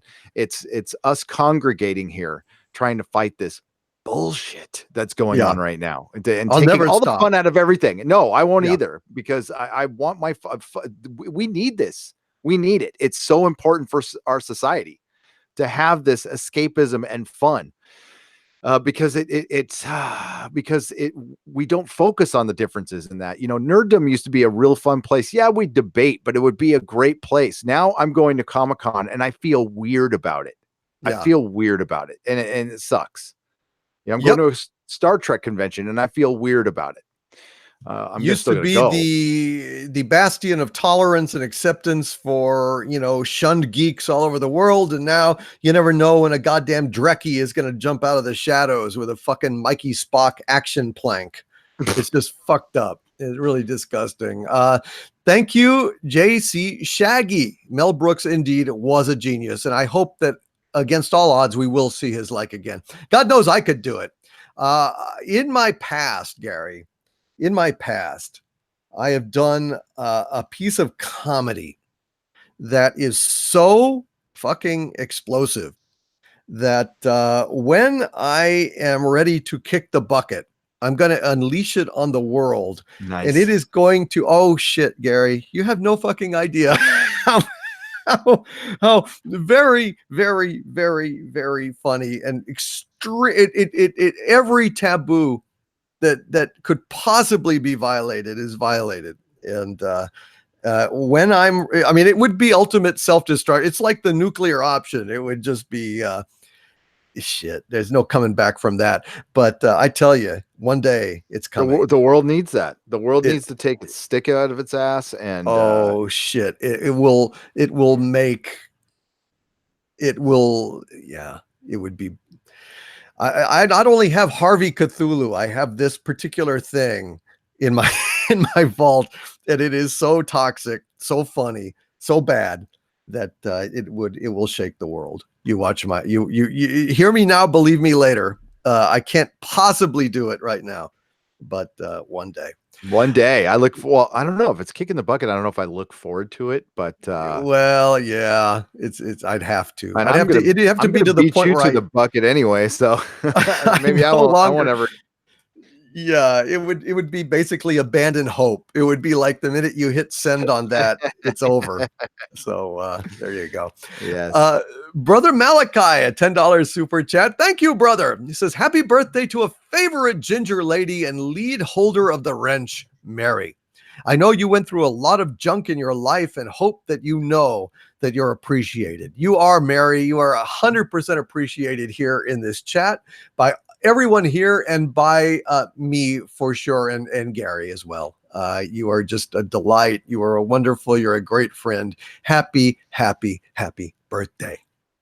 Armchair Warlord with a $2 super chat. Hail Armchair Warlord, who says, I want to work for the conspiracy government. LOL. You already do. And so do we kind of do. Somebody brought it up, and I wanted, the PMRC was started by Tipper Gore, but a lot of the stuff I grew up in the 80s, and I was a political atheist then, and I am now. But a lot of the moralizing was coming from the right at the time, more of a Christian right, not everybody on the right. Hashtag not everybody, of course not. But it's definitely the pendulum has swung the other way to a ridiculous proportion. Oh, absolutely. And I mean, that's why I am not at all political. I mean, I despised the moral majority back then. I despise SJWs now. Get the fuck out of my life and don't tell me what I can see and what I can do. Okay? You go ahead and live your beliefs, and that's fine. I defend your right to really live your beliefs, but don't try to fucking inflict them on me. Yeah. None of you guys, extreme right, extreme left, just leave me the fuck alone, dude. I just want, you know what? I want everybody to be free. I believe in the Constitution. I believe in freedom of thought and freedom of expression. You cannot have freedom of thought without freedom of expression, because then you start self-censoring, and that is when you are truly oppressed. Nobody oppresses you more than yourself when you won't even allow yourself to think certain thoughts, that you're that afraid of slipping up and saying speech. So yeah, I believe in freedom for everyone, and I will fight for that, as long as I can. And when I can't, then I drop the fucking humor bomb. God damn it. Drop it. There will be riots in the fucking street. There really will be. And the thing is, things evolved. There was that moral majority back then, but now largely, Christians don't bug anybody now. They mainly get picked on. And I'm saying this, I am not a Christian at all, but they get a lot. Hollywood, it's open season on them in Hollywood. I mean, it's that noticeable. And I don't think that's okay either. Nope. No, it's not. And me even saying that, I get tons of crap for saying it's like, okay.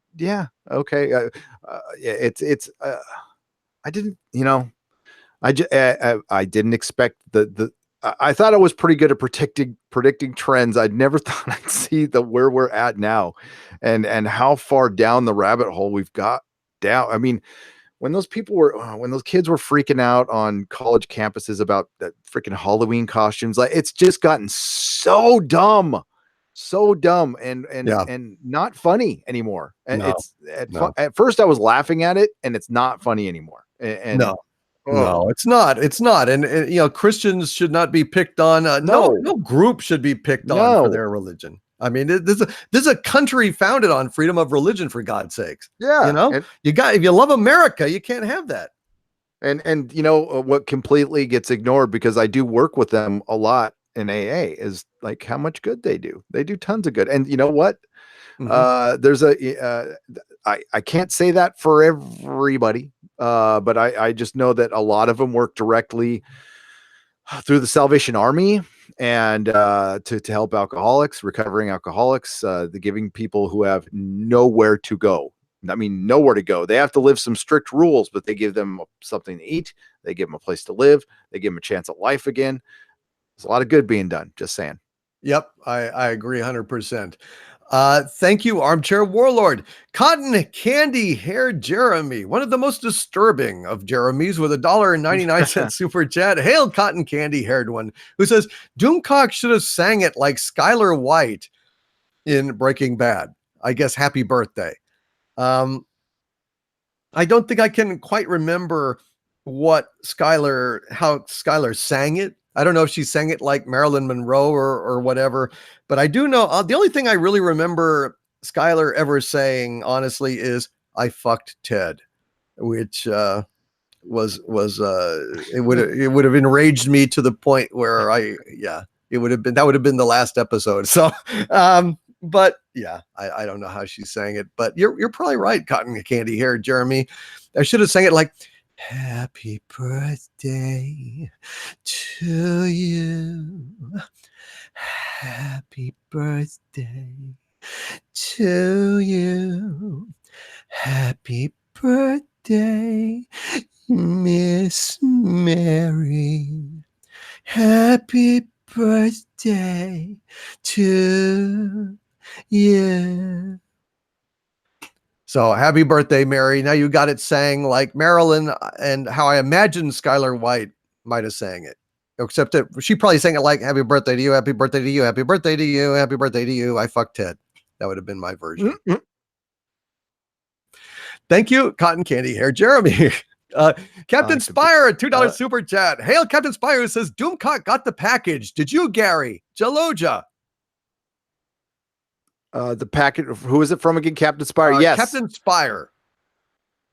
Yes.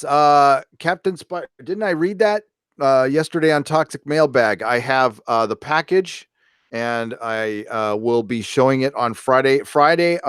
I have a charity. It's long overdue. It's my 100,000 subscriber charity live stream, and it's gonna. And finally, I have the name of it. It's McQueen Doggo.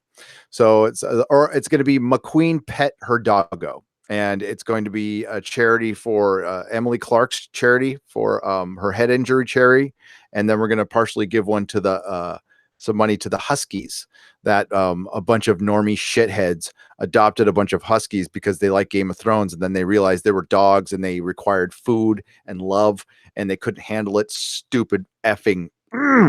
And that became a problem. So we're gonna all the money from Friday night's gonna go to, and I promised this like a month ago. I'm sorry it's taken so long, but we're gonna finally do that on Friday. But yeah, I will. I'm going to be doing Captain Spire. I will be doing Toxic Mailbag, the rest of Toxic Mailbag on Friday. So awesome. Thank you. No, it's okay, Captain. No, it's my fault, Captain Spire. I took too long. So thank you. Don't be sorry at all. You are wonderful, Captain Spire. Hail, Captain Spire. Hail, Captain Spire. Thank you, brother. Michael Maloney with a $10 super chat. Thank you, Michael. And a movie factoid. Most of the Germans in Casablanca were Jewish actors, and the reason the reaction to the French anthem was most of the extras were refugees. Interesting. So there was some very serious emotions at play during that scene in Casablanca. I mean, it's one of the most stirring scenes in the movie. Where the Germans are singing their anthem, and then the French start singing La Marseillaise, and man, history is made. Casablanca is one of the greatest movies ever made of all time, maybe the greatest, and that's probably my next DVD commentary at patreon.com/Doomcock. So we will see about that. That's kind of what I'm thinking anyway. One of the things that blew me away when I was walking around Italy is like, this place doesn't look like it ever would have been an Axis power. It never computed in my head that just the way the people are there. They must, it just, I mean, I guess obviously it was different, but they were freaking chill, nice people. Like, so yeah, it must have been just different, or Mussolini or whatever. I don't know. That's me and my son were having a big conversation about that. It's like, how in the hell could these people have been an Axis power at all, ever? They're so nice. But they're also, they're also mafia. I guess I got to think about that. Well, there's that. But they were so freaking cool. It was unbelievable. Nice. But, yeah. Nice. Theron Gale is here. Theron Gale, thank you so much for this $5, actually a pair of $5 super chats from Theron Gale. Thank you very, very much. Theron says, in response to Dale Gribble's pessimism, the probulator knows how to please a man. Bender Bending Rodriguez. So apparently Bender says to Dale, the probulator knows how to please a man. Well, it's kind of like, what's his name? The Silver Bullet Band. He's saying Night Moves. Bob Seger? Yeah, Bob Seger. Yeah. It's like Bob Seger says, Theron Gale, until you've been inside a man, you don't know how he feels. Which every time he sings that on Blame It on Midnight, Shame on the Moon, I just collapse into laughter. Did he not understand? Until you've been inside a man, you don't know how it feels. Maybe, well, I guess. Maybe he did know, and he was having a little fun with us.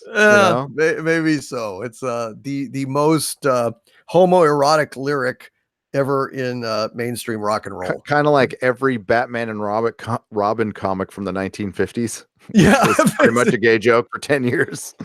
basically so. Yeah. Basically so. It's kind of messed up. But thank you, Darren Gale. He also says in another $5 super chat, I've been to the Devil's Tower in Deadwood in South Dakota, part of a larger road trip to Yellowstone.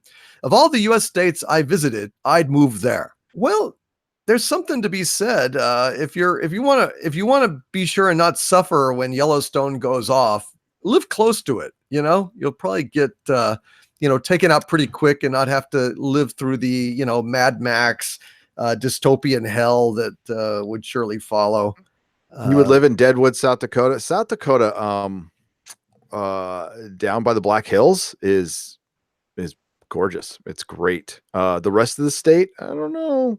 I spent a lot of time there. I there's a town called Roscoe, South Dakota. I would get sent to every summer to help straighten me out. I'd go work on a farm. Uh-oh. Oh yeah. I just learned how to drink. But it's like the plains of South Dakota, and the town had 200 something people in it. Yeah, wasn't a lot going on. Oh man. Yeah, there's not a lot going on over there. If you like the natural beauty and solitude and stumbling across moonshiners out there, maybe. But I don't. Deadwood's awesome. I mean, like if the Black Hills area, that's pretty cool. Yeah. Natural beauty. Of course, I don't know. You might be subjected to vanishing up there. Yeah. Yeah. I have no desire to get anywhere near Yellowstone, to be honest with you. That's why I haven't gone back there. It's like, nope, I don't think Joe Rogan has a very healthy fear of that, and so do I. Oh yeah. How would you feel if you were fucking around out there and you took one step and you stepped on the wrong place and suddenly the earth started shaking and the bulge started and he's like, no? How would you feel knowing that you were the final straw, the last straw that set things off? I don't want that on my conscience. Shit, if I want to do that, I'll just let Harvey out. Adam Wofford with a $10 super chat. Thank you, Adam. He says, it could be people are walking through doors that take you to other worlds. Also, have you heard of walk-ins, people that just appear out of nowhere? It could be the other way around. I have heard of that. There was this incident that happened a long time ago where a man just appeared out of nowhere in the middle of, I don't know if it was San Francisco. I'm trying to remember the details, but he had stuff in his clothes and in his pocket and stuff that suggested very clearly that he was from out of time. God, I wish I could remember the details on that, Gary, but I know haven't we talked about that? We talked about the guy who disappeared and ended up was on a ski trip and then showed up in Sacramento with the ski clothes on. Right. Yeah. I know. We haven't talked about the out of time guy. That's interesting. The story, and I can't place it, but yeah, there's an old story of a guy who was in Mexico and ended up in Italy. It was like 1500. I'll find this one. I'll find that this is all the famous time travel stories and teleportation stories. I'll find that one. So you said there's an out of time guy in San Francisco? I think so. He was definitely dressed in antiquated clothes. The money in his pocket and everything was antiquated, and he was basically extremely confused and upset. So I think he stepped through time. Yeah. Shinto Ketchup says he was hit by a car or a carriage. Yeah, something like that. I remember. He says, I remember that one. Yeah. The man out of time. I think if you Google the man out of time, Generial Elenia, I think you will find it. Yeah. In the meantime, I'm going to go ahead and line up about the McMinnville affair. Yeah. We'll go ahead and talk about that before we go on with our super chats here. And so the McMinnville effect. Let me just talk very briefly about this. So these photographs were taken on a farm near McMinnville, Oregon in 1950. The photos were printed in Life magazine and in newspapers across the world. And these are considered to be the best, well, at least most famous pictures of UFOs ever taken. Some believe, obviously, that it's a hoax. Others believe that it is genuine. And I'd like to just go ahead and discuss the particulars of the case before I go ahead and show you some of the photos. There's 3 photos. I was only able to find 2 because Google is not very cooperative on finding these sort of things these days, unfortunately.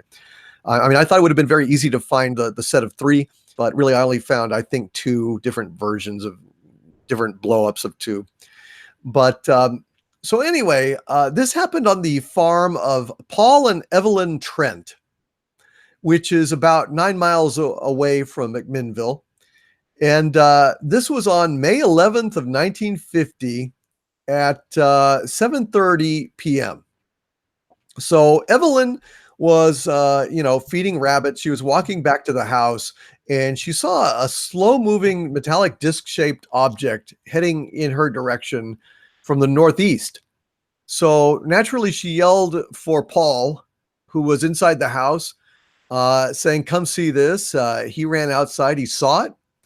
And very quickly, he ran back inside to grab a camera, and he managed to take, okay, maybe it's only 2. God, I swear I've seen 3. Maybe it's the Mandela effect. Took 2 photos of the object before it sped away out of sight. Now, now apparently he and Evelyn contradicted their own story. At some point, they were talking on a radio station, KMCM, and they also were quoted in the Oregonian, a newspaper, on 10th of June. In a couple of different versions, they said that Evelyn had been both out in the backyard and saw it at the same time, and Paul ran to get the camera. He says it was in the car. She says it was in the house.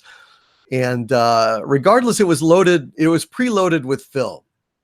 Now, they took the pictures of the UFO, and they did not have the film developed immediately for the simple reason that the film in the camera was not entirely used up.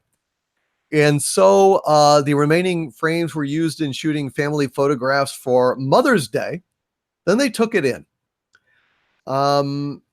After they were developed, the Trents said in a 1997 interview that they were worried when they initially took these that it was some kind of secret military aircraft, even back then. And they were worried that, quote, photos might bring them trouble. He mentioned his sighting and the photographs to his banker named Frank Wortman. And the banker was intrigued enough to display them in his window at his bank in McMinnville. So shortly after those photos went up in the bank window, Bill Powell, who was a newspaper reporter, asked the Trents to loan him the negatives. They did, stupidly. Powell examined these negatives. He found no evidence that they were faked. And on June 8th, Powell went ahead and published his story of the incident with the 2 photos as a front page story in the McMinnville Telephone Register. And the headline was, "At long last, authentic photographs of a flying saucer." The photos were then picked up by the INS, the International News Service, sent to other news outlets around the country. And Life magazine published cropped versions of the photos on June 26, 1950. And the Trents were promised at this point that the negatives would be returned to them. However, they were not returned. And Life magazine told the Trents that it had misplaced the negatives. Well, cut to 1967. The negatives were found in the files of the UPI, United Press International. They had basically merged with INS some years prior to that. Then, this is funny, they didn't actually immediately tell the Trents that their negatives had been located. They went ahead and loaned them out to a Dr. William K. Hartman, who was an astronomer working as an investigator for the Condon Committee, which was a UFO research project funded by the government that was based out of the University of Colorado Boulder. Now, this astronomer interviewed the Trents. At the time, Hartman was impressed by their sincerity. The Trents had never received any money for their photos, not even from Life, as amazing as that is. And he was convinced that they were not seeking fortune. They were not running a scam or anything. And in his analysis, he wrote to the Condon Committee that, quote, "This is one of the few UFO reports in which all factors investigated, geometric, psychological, and physical, appear to be consistent with the assertion that an extraordinary flying object, silvery, metallic, disc-shaped, tens of meters in diameter and evidently artificial, flew within sight of two witnesses." One of the reasons that Hartman was led to this conclusion was photometric analysis of these images. He noticed that the brightness of the underside of the object appeared to be lighter than the underside of the oil tank seen in the images due to the effects of atmospheric extinction scattering, which is basically the same effects that make distant objects like mountains and forests appear washed out and blue. The effect suggested that the objects were further from the camera than the tank, not small local objects. Now, he did say, he hedged his bets, Hartman did. He said that that there was a possibility that the images were manufactured. He said that the object appears beneath a pair of wires, as is seen in the photographs. We may question, therefore, whether it could have been a model suspended from one of the wires. The possibility is strengthened by the observation that the object appears beneath roughly the same point in the two photos, in spite of having been taken from two positions, and concludes, "These tests do not rule out the possibility that the object was a small model suspended from a nearby wire via an unresolved thread." So basically, Hartman concluded his investigation. He returned the negatives to the UPI, which then informed the Trents about them finally. In 1970, the Trents asked the editor of the News Register for the negatives. The Trents noted that they had never been paid for the damn negatives and they wanted them back. Blandine, the editor, asked UPI to return the negatives, which it did. However, for some reason, Blandine never told the Trents that the negatives had been returned once again. So, in 1975, this thing's like the fucking Maltese Falcon. The negatives were found by Bruce Maccabee, an optical physicist for the U.S. Navy and a ufologist, in the files of the News Register. He went ahead, did his own study of the photos, and then finally returned the original negatives to the Trents. So this is one of those UFO cases where the negatives actually exist, are located, and are real, and have been examined. Now, Maccabee analyzed the photos, concluded that they were not hoaxed, and that they showed a real physical object above the Trent farm. Much of his analysis is based on densitometric measurements, which is similar to the photometric analysis done by Hartman. He argues, Maccabee does, that the brightness of the object's underside suggested it was at some distance from the camera, not a smaller object close to it. Maccabee also analyzed the position of various objects in the image, as well as an image prepared by Hartman when he visited the site in June of 1967.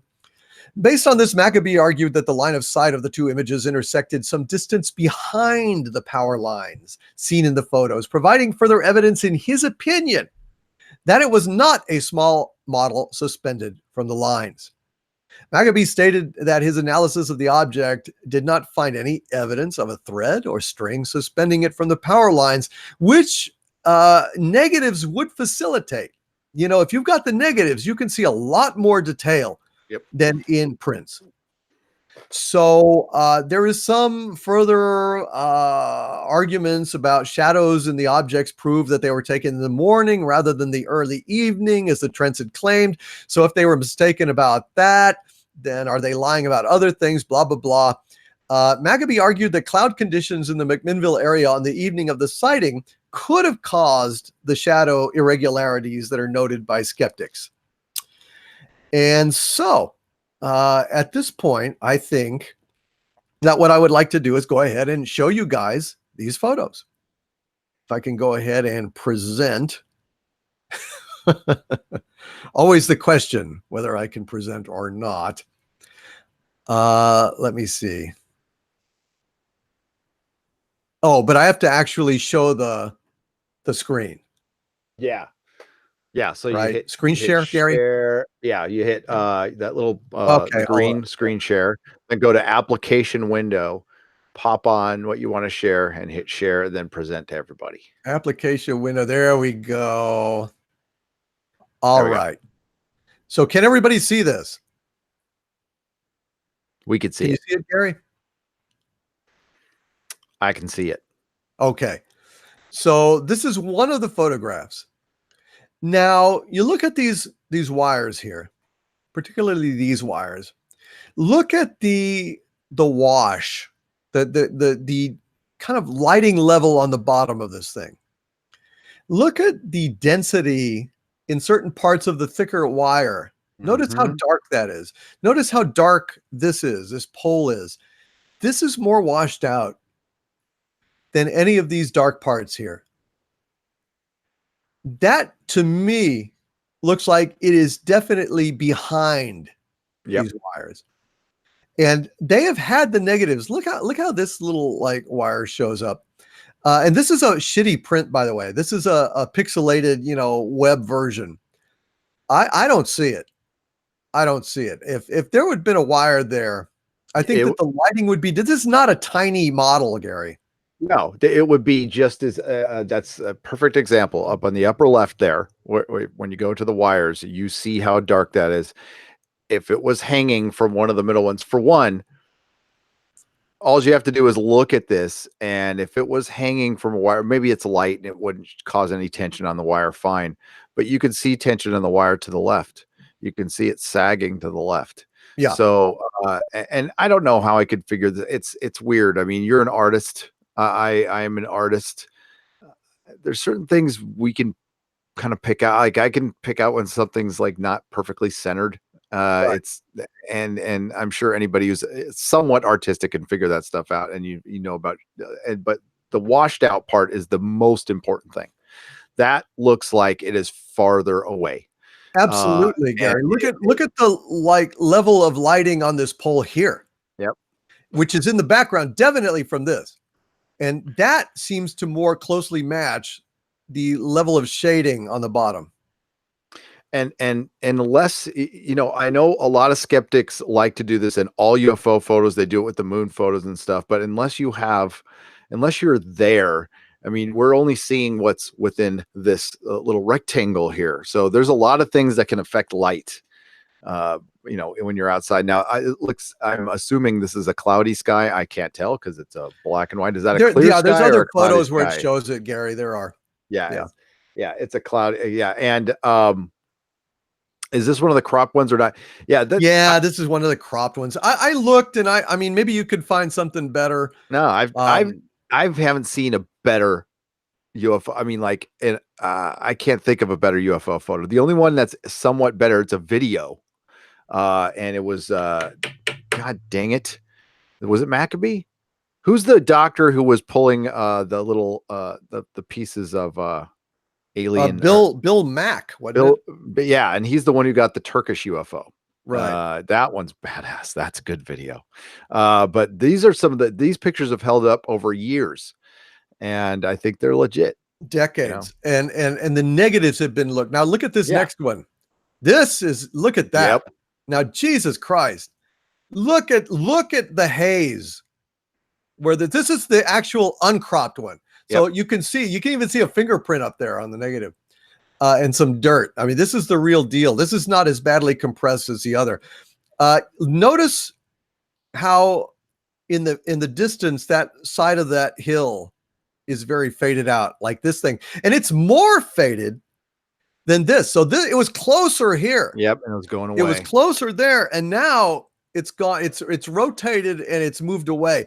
Now they're trying to tell us, one of the explanations is that this looks like the rear view mirror, the driver's side mirror of a Ford truck that was popular at the time. Bullshit. This thing is not a tiny little mirror suspended close to the camera. That's a complete and come on. That is a complete lie. This is one of the greatest UFO photos of all time. Somebody in the chat earlier was kind of being a little bit of a Weisenheimer and saying every photo has been hoaxed, CGI, or is mistake, but it's not alien. This is not double exposure. This is not CG. This is a real thing. No, there's a large portion of fake UFO stuff, a large portion. But as I've said since I started looking into this, damn near 30 years ago, when I was a teenager, when I started getting into this stuff, it's that 5%. Yep. Only one picture has to be real before it changes the world. So it's not a matter of, to me, it's an impossibility that we're alone. They're finding this out. It's just a matter of, it's much easier to make up that, oh, that's a rear view mirror that somebody put up, than actually deal with the fact that, there's, and nobody, I suspect they're aliens, but they could be interdimensional. They could be us from the future. I don't know. But there's something out there that's a lot more powerful, technologically advanced than us out there. They are here. They have been here for a long time. And honestly, there's nothing to fear, because they've come this far. If they wanted to do something, they would have done it by now. So they're obviously not hostile, Right. And those of you who are saying that it's government, it's test objects, not in 1950, it wasn't. No. Not in 1950. We have probably some pretty scary stuff, and I imagine there's the military is generally 10, 20 years ahead of anything we can even conceive. I believe that completely. And I believe we have some crazy stuff out there. But yes, this was in the 50s. And the way that we've seen the video that I've seen of UFOs that I think is credible, the way they move, there's no way you can't predict their flight. They almost move by instinct, like they're connected mentally to whoever the pilot is. They move like an insect. It's bizarre how they move. And I can see, because they mentioned, the thing was in the same position. Well, you can't predict how a UFO flies. We don't even know how it flies. So it wouldn't fly like a conventional aircraft. So it might stay in one spot for a minute. Actually, there's been a lot of reports that they have. I mean, if you don't believe in UFOs, then we just try to present stuff here. That's fine. That's fine. I mean, I don't know how you couldn't. I mean, there's so much freaking evidence. There's so much. Yes, there's a lot of crap out there. I totally agree. There's so much goggle. And that's what pisses me off, is so many people in the ufology entertain what is obviously crap. And we need to find a way to get through that, because I think this is important. I think it's very important. I think it's a very important story. Probably the story, I'll agree with Tom DeLonge on that one. It's the story of the millennia. It absolutely is. We're not alone. And well, what do we do with that? I don't know. First, we got to get people on board first, Yeah, well, we do that on the ExoZone. Yep. Here's a close-up of the UFO in question.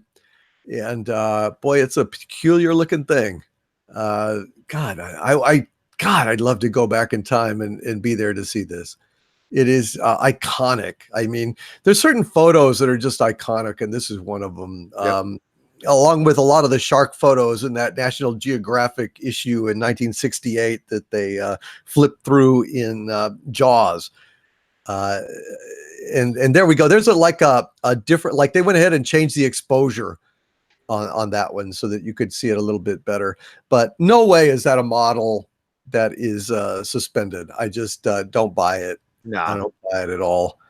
And yep, that's my opinion on the matter. So what is the chat saying? Yeah.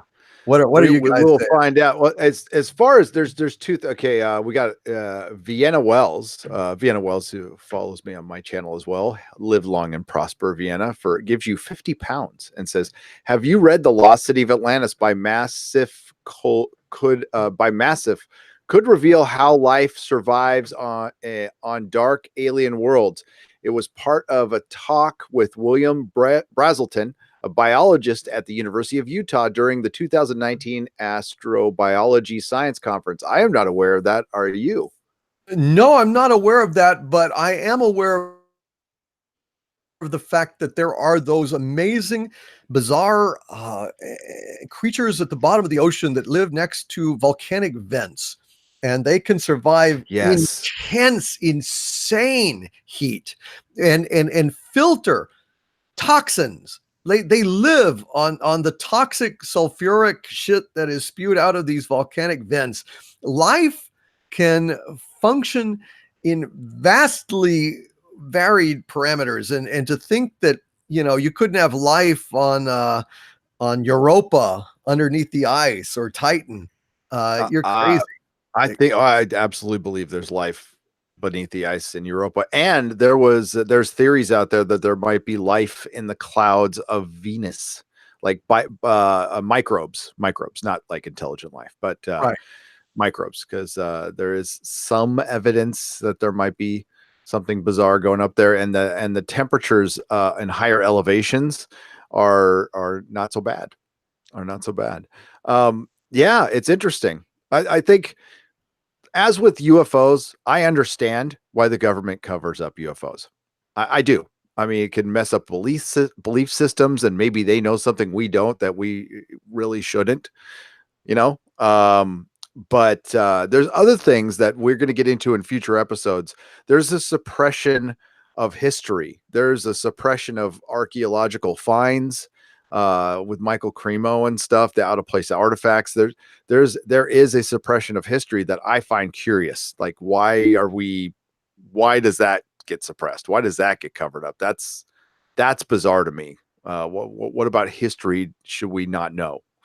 Other than civilization, I think there seems to be a narrative that we're always moving forward, like things don't regress, regressive societies and stuff, which we all know happens, and it's happened quite a bit, even in our very shoddy recorded history. And it's very shoddy, by the way, our recorded history.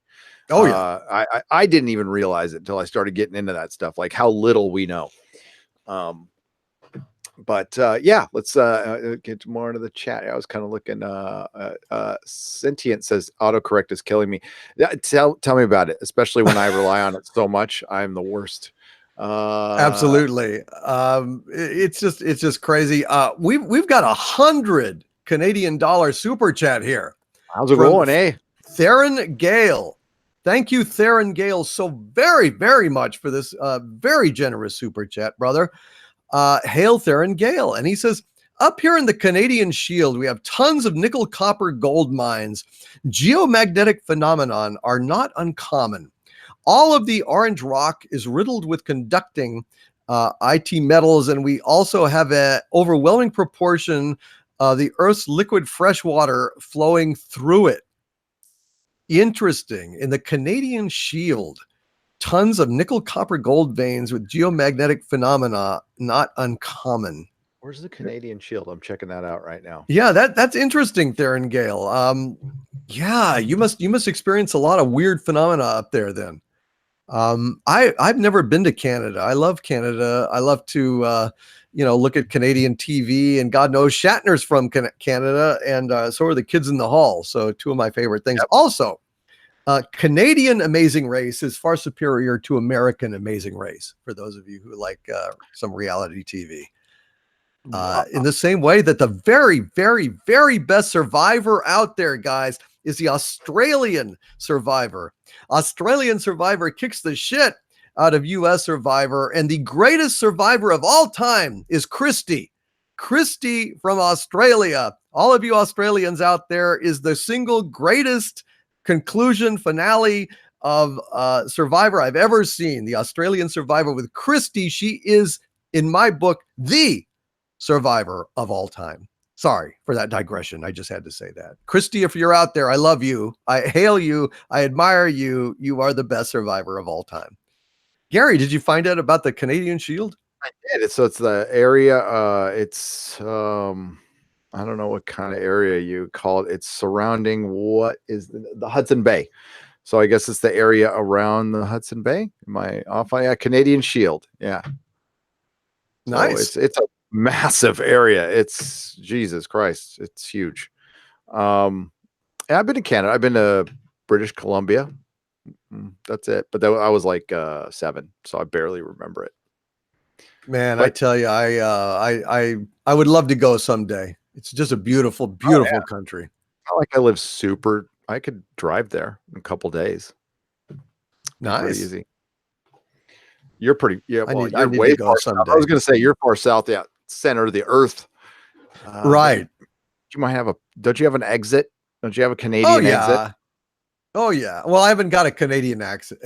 I need to drill one. It would take a little time, but anyway, I like Naked and Afraid and Alone, says Muggles Cake Sniffer. Who doesn't? I love that Naked and Afraid stuff. Love it when they get beset by bugs, and I feel very lucky that I have civilization and cover. Thank you, Theron Gale. Appreciate that very generous super chat. Thank you for being here today. Daniel is here. He's not traveling on a plane. He's here today with a $5 super chat. Hail Daniel, who says, did either of you ever read or play Rifts from Palladium Books? It was a wild RPG that reminds me of this topic. The cult of Harvey will free him.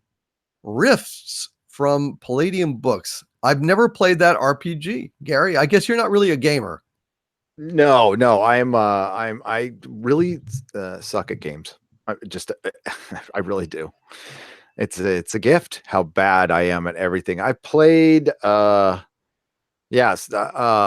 City of Heroes and Diablo 2. I got very unhealthily into those 2 games, but that was it.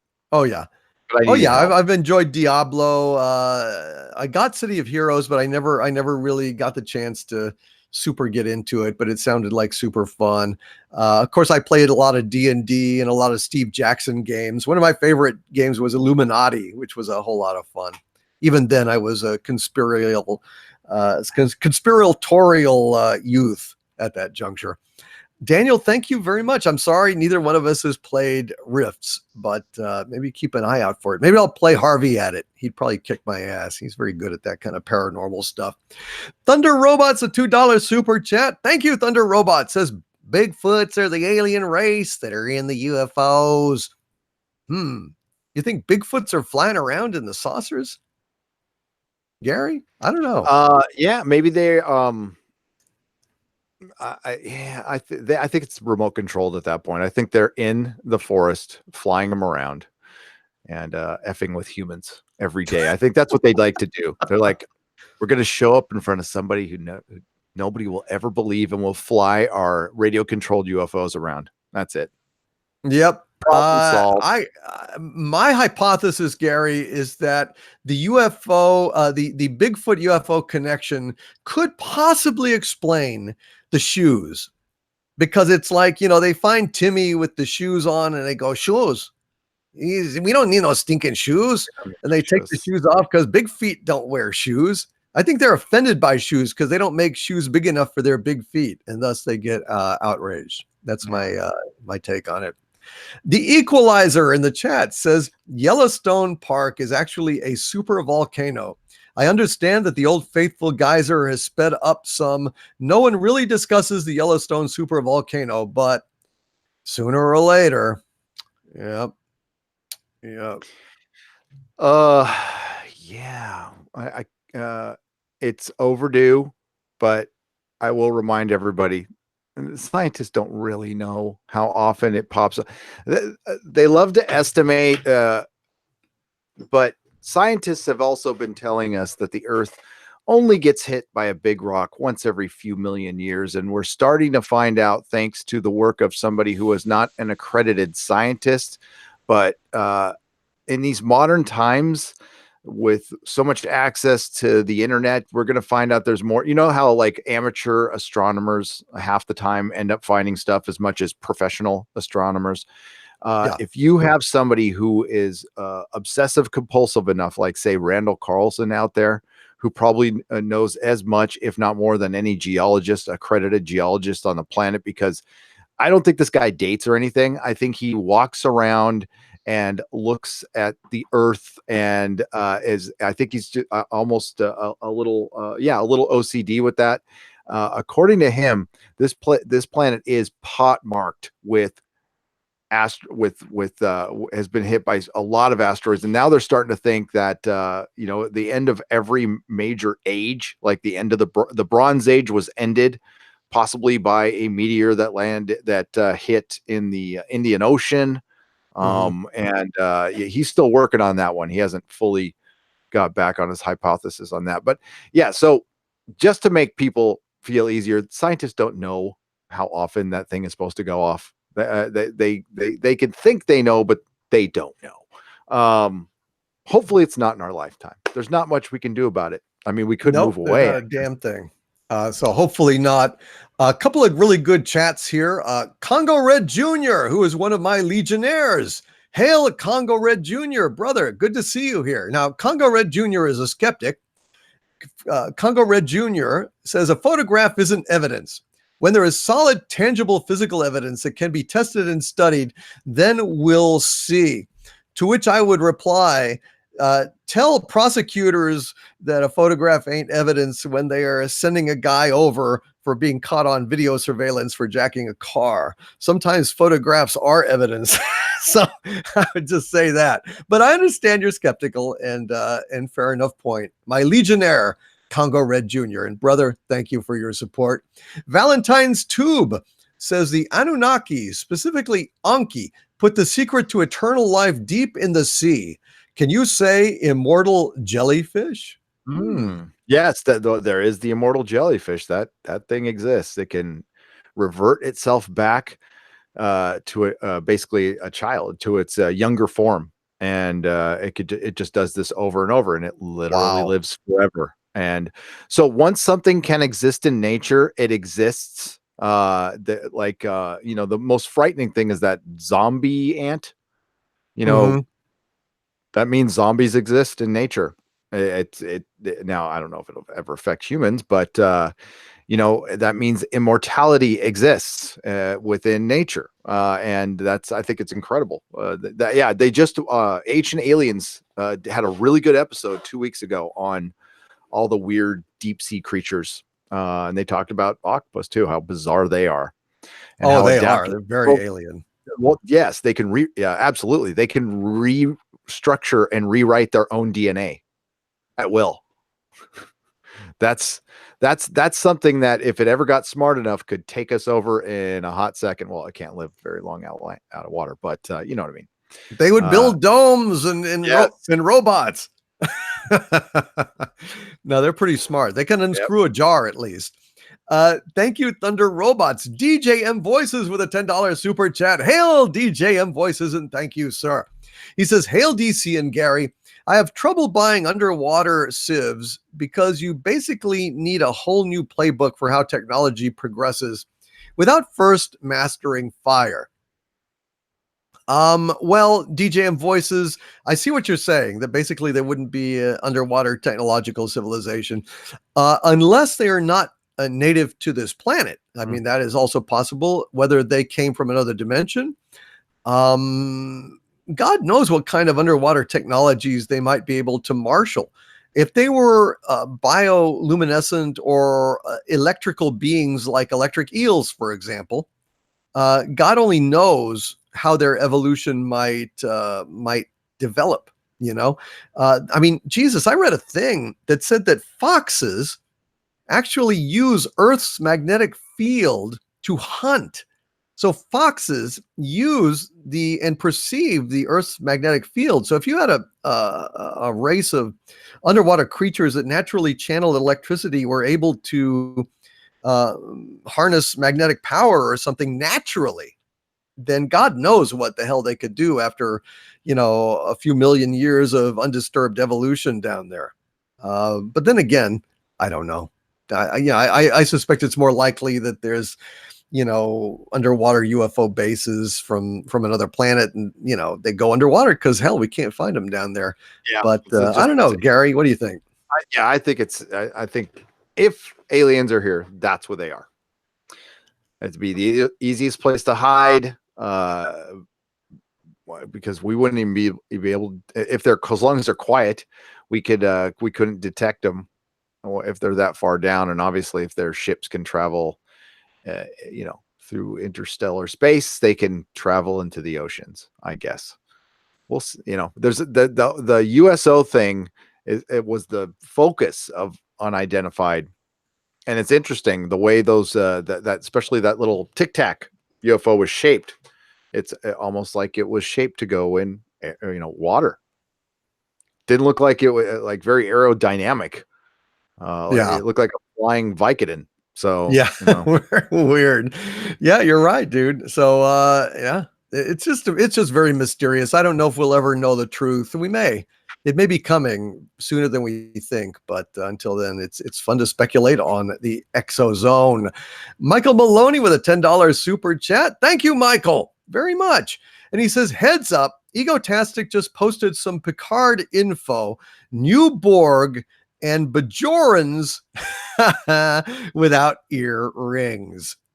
Well, isn't that special? 25% different. The Borg. What?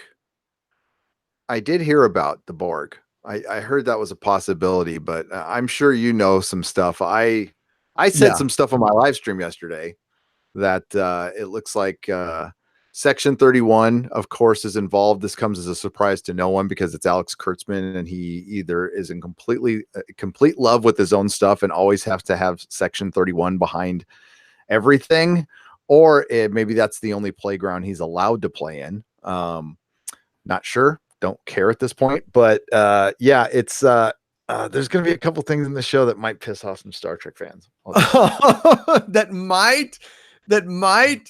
The poster pisses me. I mean, Jesus Christ. I've got a video coming out about the poster, and you know what the poster didn't look like? Star Trek. Yeah, at all. It totally didn't. It I don't know what it looked like, but it didn't look like Star Trek.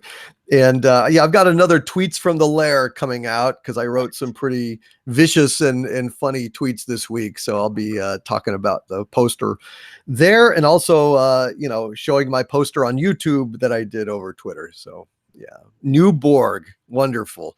Like new Yay. Coke, I'm sure it's just gonna rock. Oh, it's gonna be great. Oh yeah, Kurtzman's a genius. Oh fuck yeah.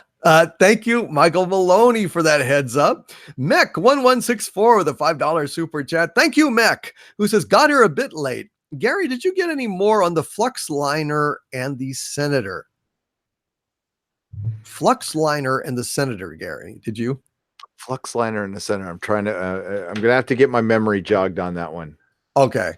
I don't know. I need more details. Lots of things flowing through this very drug-addled mind, formerly drug-addled mind. No problem. Happily sober now, but takes time to heal that brain. Oh yeah, I understand totally. Don't worry about it. Maybe you are subjected to a some kind of virus that likes forgetfulness or something. Because Sentient Dildo points out in the chat here. What was that name?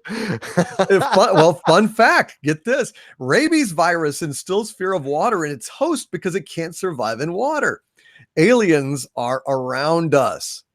I mean, that is bizarre. That's what makes me think that this universe is the result of a non-dual consciousness rather than biological accident. I mean, come on, that you've got this virus that knows, like when I see that kind of thing in science fiction, that, the virus knows that if you get it in sunlight that they'll burst into flames. So the virus a virus has a brain, and yet it does. It's just consciousness is everywhere, Gary. And it's just totally bizarre. So the Fluxliner is the reverse-engineered UFO that the United States Air Force has been flying since the 70s. I have no new information on that, but I will look into it. I will. Thank you for jogging. You guys are brilliant. You see, I don't need a memory. I've got the chat. That's So right. you guys can walk around with me forever now, right? They are awesome. John Q. Public states the most obvious. It's not the drug scary. It could be age. Yes, that too. Thanks. That too. Boy. Thanks. Yeah, I'm gonna be 50 very soon. Actually, in what is it? What's the date today? The 11th. July Almost 11th. over a month. Oh dear, oh dear, oh dear. Yep. Wow. Okay, let's move on. I don't want to think about it. Okay, we'll move on. Steele Johnson with $1 super chat. Hail Steele Johnson, one of my Xanadu mirrors. Steele hasn't said anything, just gave us $1. I thank you very much, Steele Johnson. Good to see you. I haven't talked to you in a while. Thunder Robots is here. $2 super chat again. Thank you, Thunder. It says, I sent a Disneyland fight video to Street Fighter 2. Yes, the Toontown Riot. Over there, we've got Street Fighter 2 with Thunder Robots. That was funny, man. Oh my god! And the High Council was on fire this week when they did their play-by-play of that, and that was the weakest fight I've ever seen. They managed to land their for one, hitting all the women there. Right. Okay, what? Did you notice the one security guard that what they were calling a security Mr. Ma'am or whatever? That security guard was watching the fight. If you go and look at the video, that security guard was watching the fight for a good minute, did nothing, just was off in the distance watching it, not doing anything. Right. And you can't miss her because it's the one with the weird hat and the blonde hair, and she's like 6'9", and Yeah. I just stayed away from wisecracking about the fight. I just know that whatever I said would get me in big trouble. So I've just, probably. I just laughed at it myself. It was funny. And it was sad. The kid part was not funny at all. Those little kids over there, that was not funny. That's the part where I stopped laughing. No. Yes, I don't look a day over 49. It's my beard, Brad. One of the main reasons I started growing a beard is I was getting this was 10 years ago, but I was getting tired of being called like kiddo by people 10 years younger than me.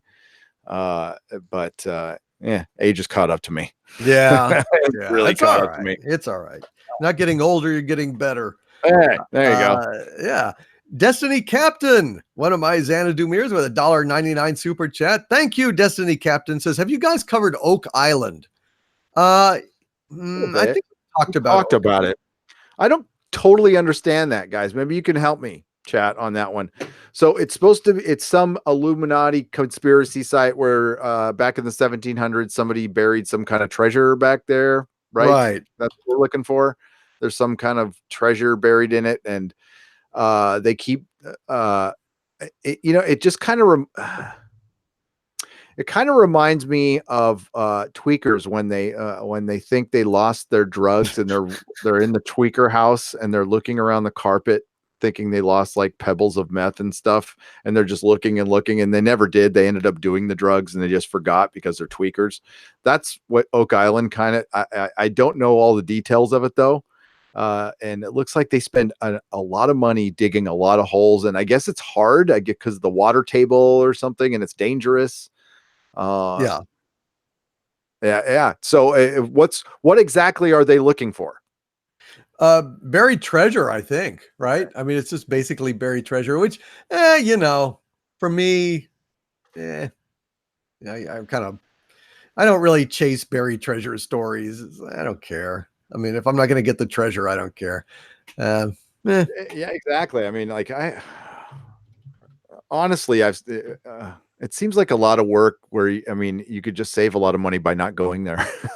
Essentially. TV shows playing for it. But there's like a money pit, apparently. There's, I don't know. I guess at some point, if you want to talk about it, we can, Gary. Yeah, I'm just because there's a lot of lot of stories behind it. And I don't know how many of them are true or if any of them, but and that's up there in Canada, eh? Yeah, apparently so.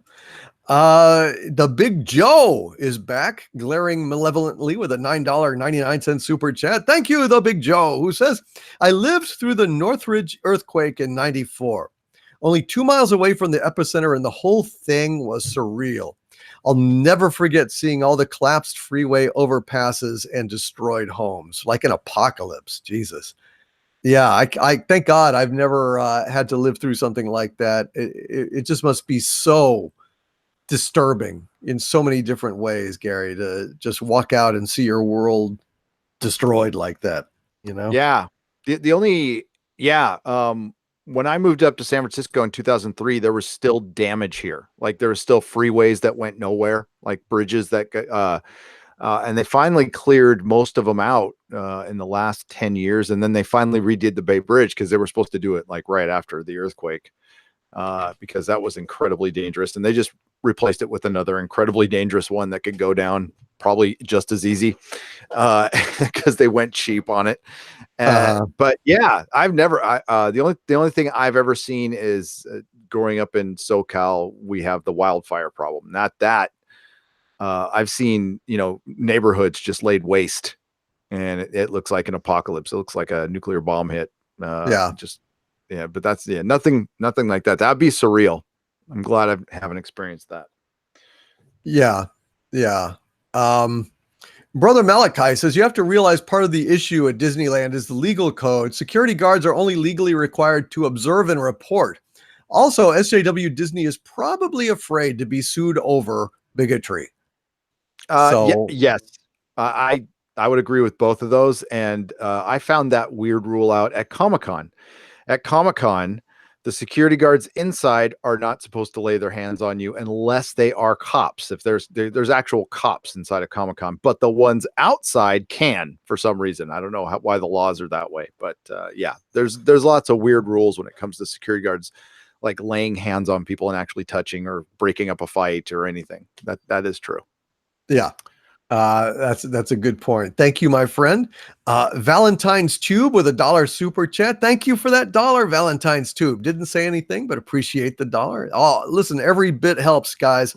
Every single bit helps in these lean times. Keep the lights on here at the center of the earth, and we very, very much appreciate every single one of you guys. Michael Maloney with a $5 super chat. Again, thank you, Legionnaire Maloney, who says, sniff, sniff. Is that a shooting star I smell? Do you know what that reference is?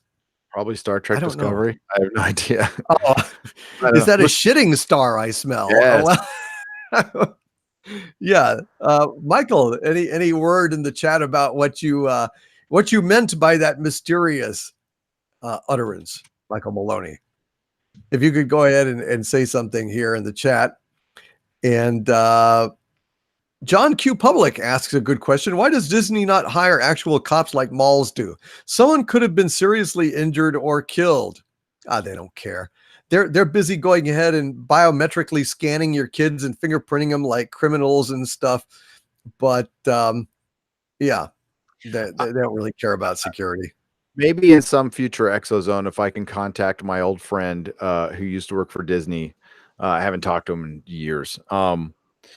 Who just was an encyclopedia for Disney knowledge and knew all of the cover-ups. Like Disneyland covers up so much stuff, and it's for obvious reasons. They're trying to keep this family-friendly thing.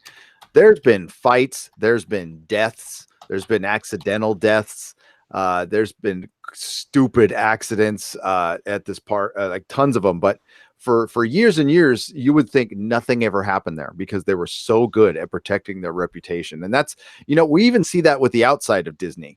Disney tries to control their narrative everywhere. I mean, listen, come on, they have other companies change algorithms in their website. They're trying to, and they're fighting an uphill battle now. It's going to be impossible for them to do that in the modern world, but they try. It doesn't stop them from trying. But they have had a bad week. I mean, just that's yeah, karma. Yep, biblical plagues. biblical plagues for all the wrongs that they have done. There you go. Criminal Imagination with a $10 Like the Canadian Vatican. super chat. Hail Criminal Imagination. Says, I used to misinterpret Bob Seger's You'll Accompany Me as, hey there, lady, put a boop in me. Radio was far from me at work, and I haven't heard that song previously. Never bothered to ask for a reason. Hey there, lady, put a in me. I don't know. Maybe that's what it says. Bob Seger, until you've been inside a man, you don't know how he feels. This seems to be a recurrent theme in Mr. Seger's, forgive the pun, body of work. So Yeah, no, I'm not the biggest fan of that guy. I loved somebody who said that in the chat. It was Genius Fuel, the Irrefutable says, so Disney is like the Vatican.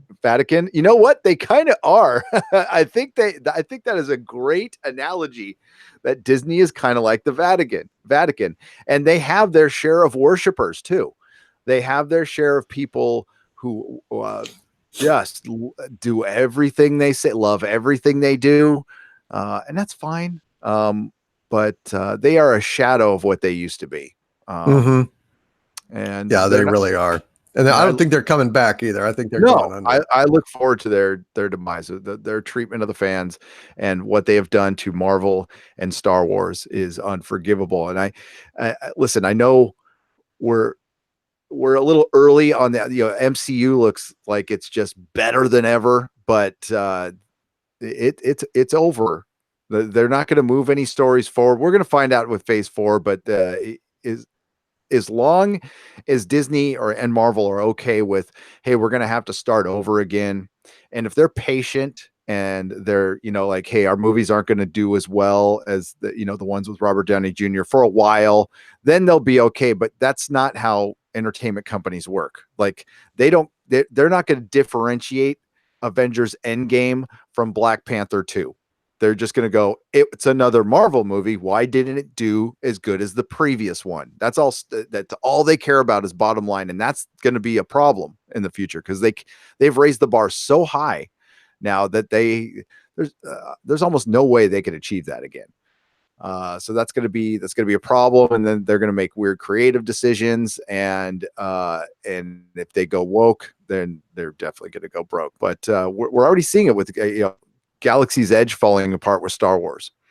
I'm going to see this for myself. I have to see this for myself. So I'm going to go down there and I'm going to look and see if it is a ghost town. Not that I don't believe people on Twitter and stuff, but I just maybe kind of want to enjoy it if it's true. But in a way, it kind of sucks too. But yeah, Disney deserves what they get, especially with Ollie. The Ollie thing was just kind of put me over the edge. They still haven't buckled on that, have they? Nope. And I went ahead and put a link to a petition in my last video. So I'm hoping, it has gone up since I've been tweeting about it and posting it, but we still need more. So please, people, go and check that out and Google his petition and go ahead and let's see if we can't shame Disney into doing something right for a change. The Dr. 14 Blu-ray reviews with 3 super chats in a row. Thank you, the Dr. 14 Blu-ray reviews. Really appreciate them. The doctor asks with a £2 super chat, is James Corden woke? Yeah, sure. Yes. I'd say James Corden is definitely woke. His karaoke and all this shit. Yeah, the guy's definitely woke. Any argument there, Gary? No. And even if they didn't start out woke, to be a late night talk show host on network TV, you have to be woke. I mean, look at Jimmy Kimmel. Oh yeah, it went what bad. What a sellout that guy was. James Corden, who I definitely enjoyed in his 2 Doctor Who episodes, is woke as hell. Yep. Okay. So that settles that. The doctor also asks with a £5 super chat, Gary, in the UK, Wimbledon tennis has to be on the woke BBC by law so everyone can watch it. Wow. I guess they love their Wimbledon tennis in the UK. They do. Hey, I wanted to ask you, you've been a tennis fan all your life? I mean, again, I know Yeah, you're pretty much. hundreds of years Well, old and no years old. But yes. have you ever heard of a tennis player named Michael Chang? Yes, absolutely. I grew up with Michael Chang. No shit. Yeah, he lived down the street from me. Wow. So you knew him? I mean, were you friends with him? Yes. Yeah, he's Yes. he was a great player. His for a brother long was time. better for a long time, and his brother kind of helped him hone his skills and stuff. His brother was heavier though. His brother was like a heavy set guy, but like an awesome tennis player. But yeah, we used to trade comic books. We stopped. We drifted apart after elementary school, but yeah, we used to live right down the street from each other, ride bikes, read X-Men comics. Yep. Sweet. Yeah, I always rooted for him, because it was back in the 90s, right? The early 90s. He won the French Open, first American to win the French Open in either a long time or ever. I can't remember, but he was always good on He clay. did a great I guess. job. He was a hell of a player, and he definitely made his mark. That's cool, Gary. That's neat. Yeah, he was a nice guy. Yeah, nice he kid. deserved it. Yeah, I said he was a good guy, from what I understand. I don't think he ever changed. Well, thanks, Dr. 14. He also asked with a £2 super chat. I saw this. Gary, unlike you, I do not want the BBC to die, says the Dr. 14 Blu-ray reviews. I don't think I've ever said I want the BBC to die. I wanted to, against all will, I wanted to change its ways and be impartial and just worry, and at least when it comes to the entertainment side, I don't care about the news. I don't watch it. But as far as Doctor Who in particular, I would like it to be good again. I just know it won't be. I completely I think Doctor Who is the furthest from ever recovering. As bad as Star Wars, I don't know. It's pretty bad. Yeah. I think they're all kind of, I think Star Trek, Star Wars, and Doctor Who are all probably pretty much done. Pretty much done. Yep. Yeah, I agree. Stick a fork in them, they're done. Yeah, but I don't want the BBC to die. I just want them to get some sense again and get back with the program. Oh my God, they've given us so many good things.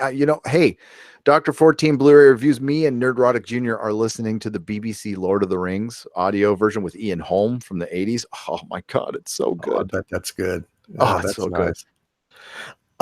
Thank you, the Doctor. Thunder Robots with a $5 super chat. A couple of recommendations. Thank you, Thunder Robots. Says, if you want to see creepy videos, check out YouTube channels Chills and Slapped Ham. Slapped Ham has a fascinating video about stairs to nowhere. Ooh. Stairs to nowhere. There are some of those in is it Saxawoman? It sounds like sexy woman, but it's Saxawoman in God's Central America. There are right outside of I don't think it's outside of Lake Titicaca, but there's a bunch of ruins. There's stairways that are carved out of stone, but they're upside down, and it looks like that they were all connected at one point, and some cataclysm came through, blew everything to crap, and they're upside down. Now go to Brian Forster's channel and check out his stuff. Is amazing, and because he lives down there, and he heads these tours, which I'm probably going to take one of these days. And he checks out all this stuff, and he's great. He is great. He is legit. Brian Forster. He does the elongated skulls too, which we should do an episode on. The elongated skulls. Definitely. Well, next week, the ExoZone will be on Gary's channel, so be sure and I don't think we can do it. Sorry to interrupt. I don't think we can do it next week because that's Thursday of Comic-Con. Okay. But we can do it the week after. Okay. So we will be skipping next week, and the week after it will be on Gary's channel, just to clarify. Yeah. Thanks. All right. No problem. Vienna Wells with a €50 and a €10 super chat. 2 super chats here. Thank you, Vienna Wells, so very, very much. Live long and prosper, Vienna. Who says, have you read The Lost City of Atlantis? Oh, you already read that one, Gary. I did. You already took care of that one. We talked about that. How life survives on dark alien water worlds. Yeah, man. Listen, life is like, to quote Jeff Goldblum in Jurassic Park, life finds a way. And it does, man. I mean, they're under extreme heat, extreme cold, the will of life to manifest should convince disbelievers out there that there's life all throughout the universe. Whether or not it's visiting Earth, you could debate, but I just don't think that there's any sane person out there in this immensity that can say, there's no life anywhere else. It's just on Earth. I think that's crazy. And Vienna Wells also says, you're referring to life on icy alien worlds may resemble creatures under submerged Hawaiian volcano. I don't know. I don't know if life on icy alien worlds would, but I don't see any reason why there couldn't be life both on icy alien worlds and in submerged Hawaiian volcano planets. You know, I mean, both of those extremes could accommodate life. I God, think one another, huh? I just think one being example of this is an example of life that can live in harsh environments. So it certainly could in like Europa. And what's the other moon of Saturn? The one where they have the salt water like spraying into space. Isn't it Titan? I think it might be. No, it's Europa or Io. Maybe it's Io. Maybe it's Io. One of those where that shows that it's warm and it's water and it's spraying into space. So there could be. I mean, why not? Oh yeah, it's bizarre. The fact that there's, in my lifetime, nobody thought there was water anywhere but on Earth, and right. Yeah. Oh, I lost you there. Are you back? I know where you have, huh? Are you okay? Hello? Okay, I can hear you now. Yeah. Okay. Vienna Wells, there could be a situation where you had a frozen surface on a planet, but that deep down in the core, if it was geologically active, you could have a heat source inside the world that would heat a certain segment of the ocean and have all sorts of life down there. So, I mean, it really is such a flexible thing. We could have life in our own solar system, all sorts of, it could be crawling in life. So we just don't know, but keep an open mind. That's what we do here in the ExoZone. Peter Davison with a $5 Australian super chat. Hail Peter, who says, remember Steve Austin and Bigfoot and the bionic link? Yes. Yeah. Hell yeah. Steve Austin and Bigfoot. I remember that well. Yeah. And they even had an action figure with them. I think they went ahead and released a Doomcock, Steve Austin and Bigfoot, action figure pack or something like that. So yeah, that was a good show back then. $6 Million Man. Loved it. Peter Davison, yeah. And the bionic link, I'm not sure what that is. Were they linked bionically? Bigfoot and the bionic man, I think they might have. It's been years since I've seen that, but they might have had some kind of connection. Yeah. Generial Elenius says microscopic life on Mars, very strong evidence for it. Yeah. The growths underneath on the treads and the eating away of certain parts of these probes that we've sent down, these rovers. It's fascinating. Io is a setting over a couple of episodes in The Expanse, says Sopwith Camel. Damn, dude, you should watch The Expanse. Yeah, well, we're juggling a lot of information right now. Sometimes we don't recall exactly the names of the various bases. Thank you, Peter Davison. Orville Nation with a $5 super chat. Great, Orville Nation, carrying the banner for the Orville into season 4. And thank you, Orville Nation. They say, great show, guys. Great content today. Thank you, Orville Nation. Very much appreciate that. And I appreciate the job that you're doing. We need more spreading of the gospel of the Orville out there in the world. I want 10 seasons of it. I want it to never end. Thank you, Orville Nation. Nicholas Horton with a £2 super chat. Thank you, Nicholas, who says could something like POTA happen in reality? POTA. I'm not firing on all thrusters. The absinthe. What is POTA? POTA. Anybody? POTA. How would that happen? Pennsylvania Occupational Therapy Association. I I just looked it up. Help me out there. POT I Urban don't know what- Dictionary. Here we go. Urban Dictionary. Well, that's no. It just says POTA. POTA. Point of terra abduction. Piece Point of of tail time. abduction. Piece of tail abduction. Wow, I don't know. that's a little Me Too action. Planet of there. the Apes? Planet Planet of the Apes. Okay, yeah, Planet of the Apes. Could that happen? Mm, That's one of the weird things. I mean, listen, I'm not a scientist. Obviously, you guys have listened to me for over 5 minutes. But this is one of those questions I ask myself when I'm like in the gym, little shower thoughts. It's like, why haven't any of the ape species or chimpanzee species evolved, or are they evolving? Like, why have we evolved and they haven't? Like, why aren't they like in their stone age or something like that? Or are they? I right. mean, like, I don't know. Maybe there's an answer to this question that I'm not aware of, but yeah. As far as Planet of the Apes, I don't I know. doubt it. But I God don't dang, think I so. love that movie. That is one of Great the greatest movie. movies ever. I like them all, actually. I like even Yeah, the trashy sequels. I love them. So I don't mean to call them I trashy. They're agree. actually really good. I love them, but I don't think it could happen. I mean, Nah. you'd have to get rid of humanity, so thered have to be some kind of horrible, 100% killing off of the herd, the human herd, and then animals would have to survive. And then I don't know if there would be any environmental or ecological mechanisms for them to mutate or evolve. I mean, if it would happen, it would take literally, I don't know, 100,000 years, Yeah. 200,000 years, something So like maybe that. they are, and we're just, Yeah, they're maybe, next. Maybe right. they're next. Yeah. I think that might be it. That's a good question, though. Thank you very much, Nicholas Horton. The Rookie Critic with two $5 super chats. Hail, Rookie Critic. Thank you, sir.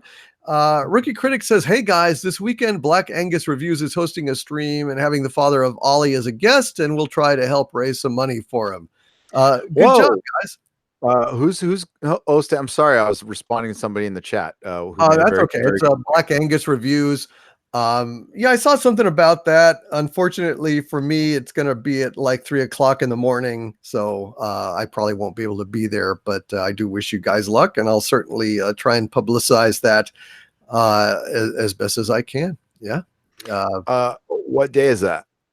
It's going to be Saturday morning at 3 a.m. Oh, So yeah, I can't do that, unfortunately. yeah.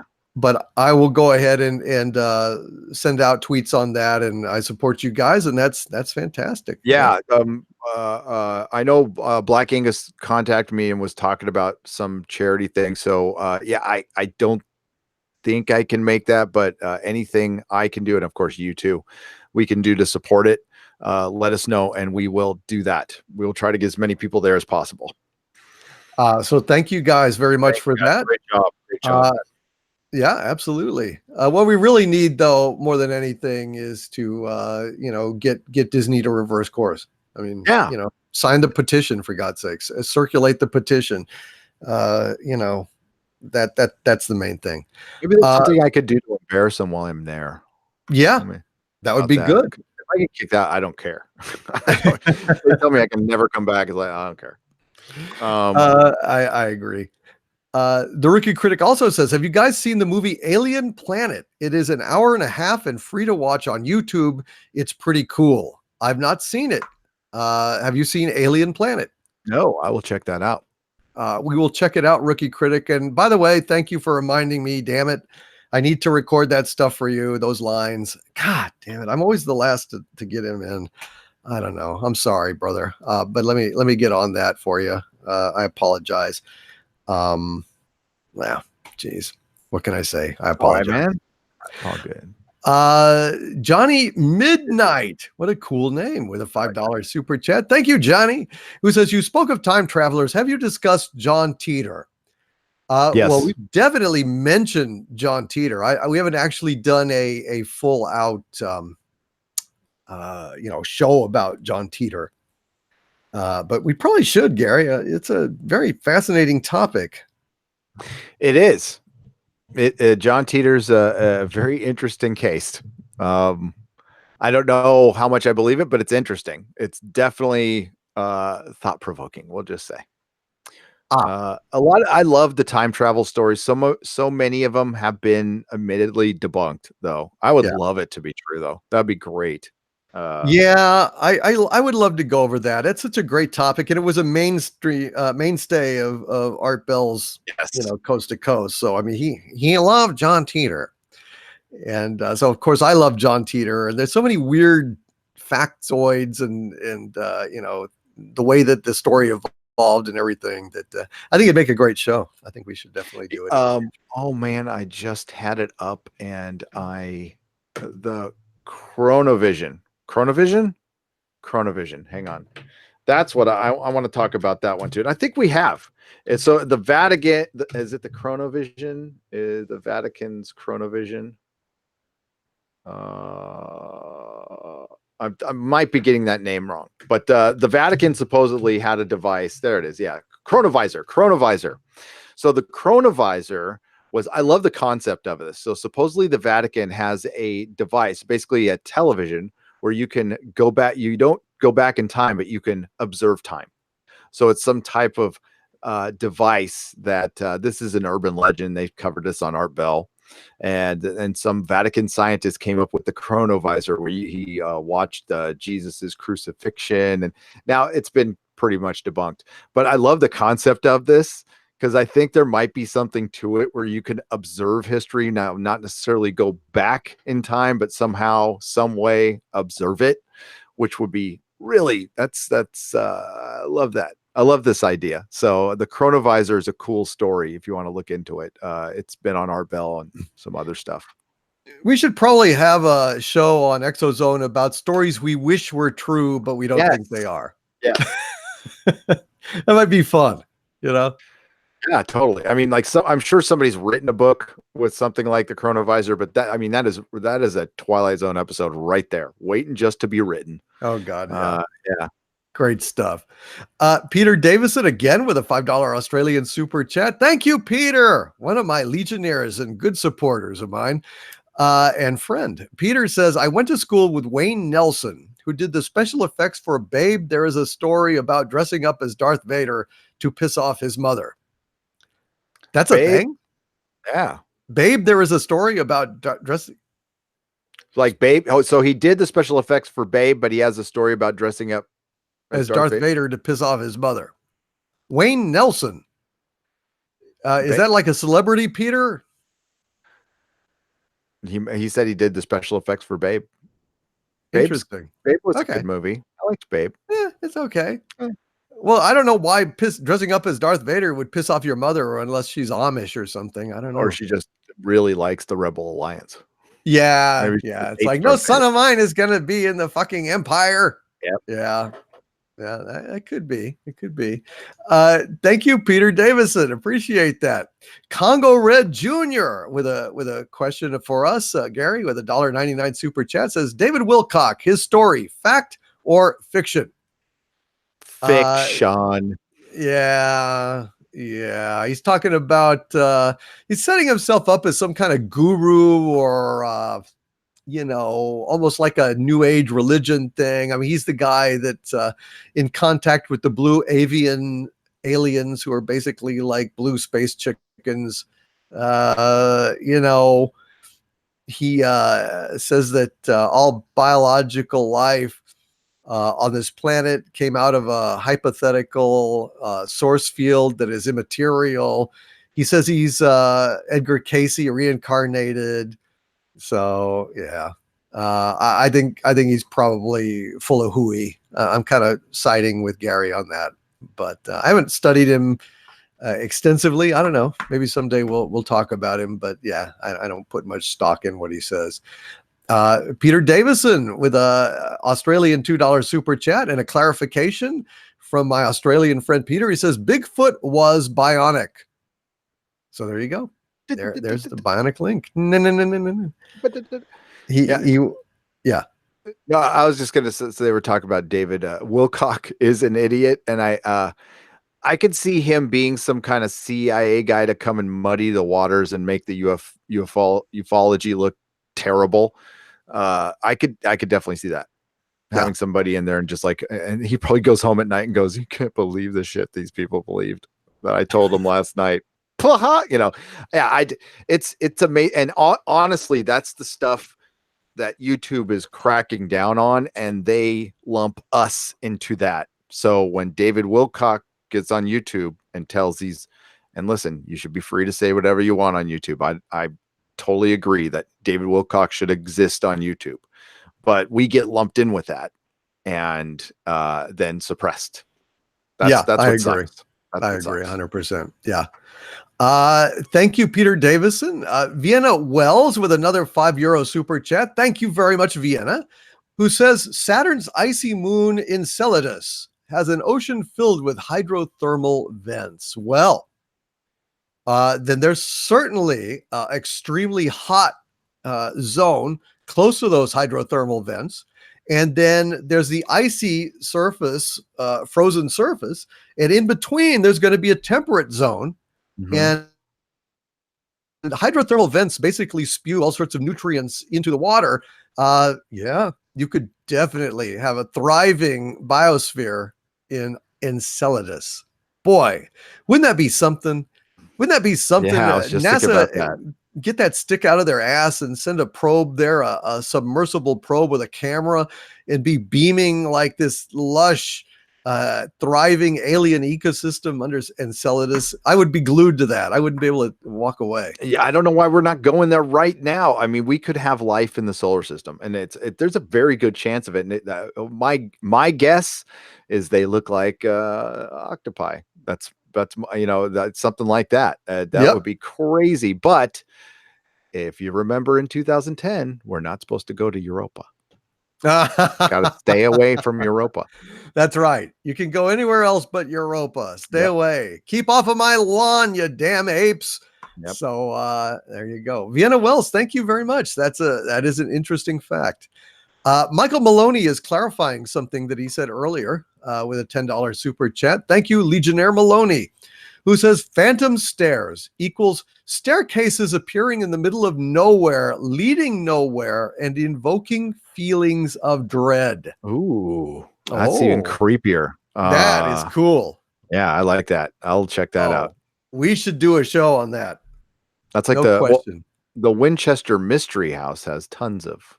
But he's not talking about that. He's talking about ones that appear out of nowhere. Out of nowhere. I have never heard that. That's cool. Leading nowhere and invoking feelings of dread. That reminds me of a wonderful novel that I read. It was called House of Leaves.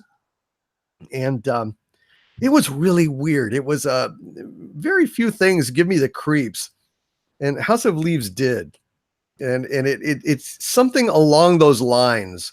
Not specifically, but in the same ballpark. And it was written in a very matter-of-fact way and talking like, scientific journals and descriptions of videos of this event and stuff. And, it was like a nightmare where, the monster never jumps out. That the monster's there and, there's horrible things and never quite jumps out, but it still succeeds. House of Leaves. If you guys are interested in a fascinating read, I would recommend that. I like that.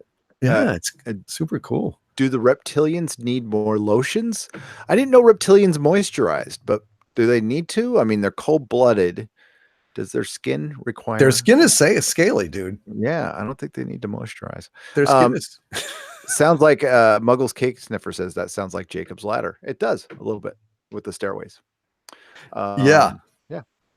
Addie in stereo says, but House of Leaves was a story within a story within a story within a story. Yeah, it was. I just found it very fascinating. Addie in stereo does say House of Leaves was a great book, and I agree.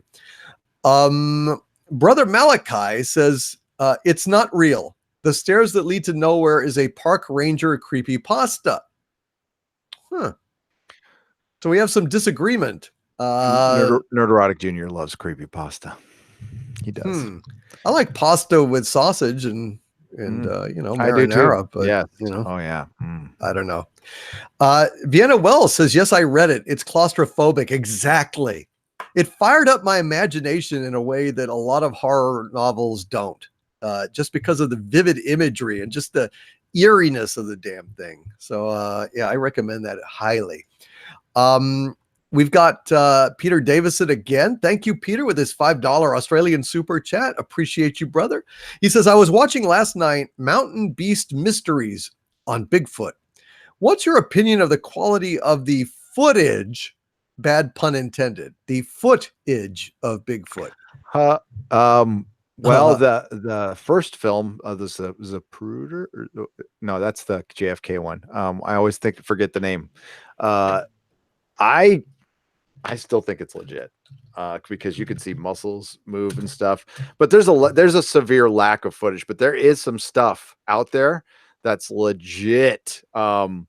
I showed one to Doomcock a long time ago when we first started the ExoZone of this was back in 2012 or 11 up here in Northern California. There was a couple where their car had broken down. So they're in a motorhome. So like, we're just going to stay where we are and sleep in our motorhome.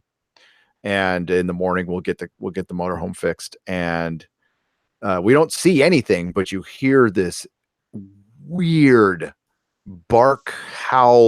howling from the forest, and they call it like Bigfoot calling, and it doesn't sound like a dog, it doesn't sound like a wolf, and I maybe it could be I've spent a lot of time. I've never heard bears bark at each other for long periods of time, and it's truly creepy. And then there's a couple other things, but there's not much. I mean, admittedly, there is not much, and that's why I kind of go back and forth on it. So. Yeah, I agree. The verdict is still out. I think the verdict is settled on Nessie. I don't think there's any Nessie, sadly. It breaks my heart, but I don't think Nessie. Might be Nessie. A Bigfoot, though. Only time will tell. Daryl Rayner, Legionnaire Rayner, is donated $4.99 super chat. Thank you, Daryl, very much. He says, love the ExoZone. Here's a little wampum for Harvey. Excuse me, all the wampum here is for Harvey. When it's on my channel, that's the way it goes. Well, you get some, Harvey. That's not the agreement. We didn't have an agreement. Well, you're on my channel. Well, get me off it, motherfucker. I almost got angry. Harvey will you'll get your cut. My cut is. I turned off his mic. Thank you, Daryl Rayner. I appreciate you, brother, and I will get this bit of wampum to Harvey. He's a greedy son of a bitch, but I guess I owe him a little bit of something. Peter Davison with a $5 Australian super chat again. Thank you, Peter. He says, Wayne received Oscar for special effects for Babe. He designed and built Babe. That was a cool movie. George Miller. Freaking George Miller. I love George Miller. That's guy's a damn genius, man. I would, when it was announced he was going to do the Justice League, admittedly, I was like, this sounds lame, and I didn't like any of his ideas. But then I saw, Fury Road, and I'm like, God, I wish he would have done Justice League. It'd have probably been pretty kick-ass. Yeah, a lot better than. Oh well. He's getting up there now. Yeah, it's a shame, but boy, I did like the last Mad Max, the Fury Road. I thought it was pretty good. Yeah, I liked it. I know, it wasn't really a Mad Max movie. It was a Furiosa movie, but it was still, the action in it was freaking great. It was. It was really great. He's an old school director, and he really directs sequences. He doesn't just slap shit together in a Cuisinart, and I respect that. Antonius Pius with a 99-cent super chat. Thank you, Antonius. Very much appreciate that. And Peter Davison with a final super chat of the evening, saying, with a $5 Australian super chat, saying, I appeared on Marty Gallery as a time traveler. First comment on blog was attributed to John Teeter. Huh? What do you mean, Peter Davison? What are you talking about? Can you fill us in a little bit more on the chat here? Are you lurking? I'd like to see you explain a little more what you meant by that. Appeared on. I appeared on Marty Gallery as a time traveler. First comment on blog was attributed to John Teeter. So you're saying that you basically encountered John Teeter? I'm waiting for the chat to catch up with us, but yeah, people are seeming to say that a lot of the Fury Road stuff was pretty good. Yeah, yeah, I dug it. I dug it when it came out. I'm surprised they didn't. Well, it didn't make a ton of money in the theater. That was the problem. You know, it wasn't as big of a hit as they wanted, but it's damn good Blu-ray. They wanted to, I saw the black and white version. I definitely prefer the color version over the black and white version. But no, it's a fun movie. Clearly. And I was against it. Oh, what? I was against it. Oh, when every concept of it, I was like, no, I'm gonna hate this. No Mel Gibson, blah. And then I saw it, and I'm like, oh, it was great.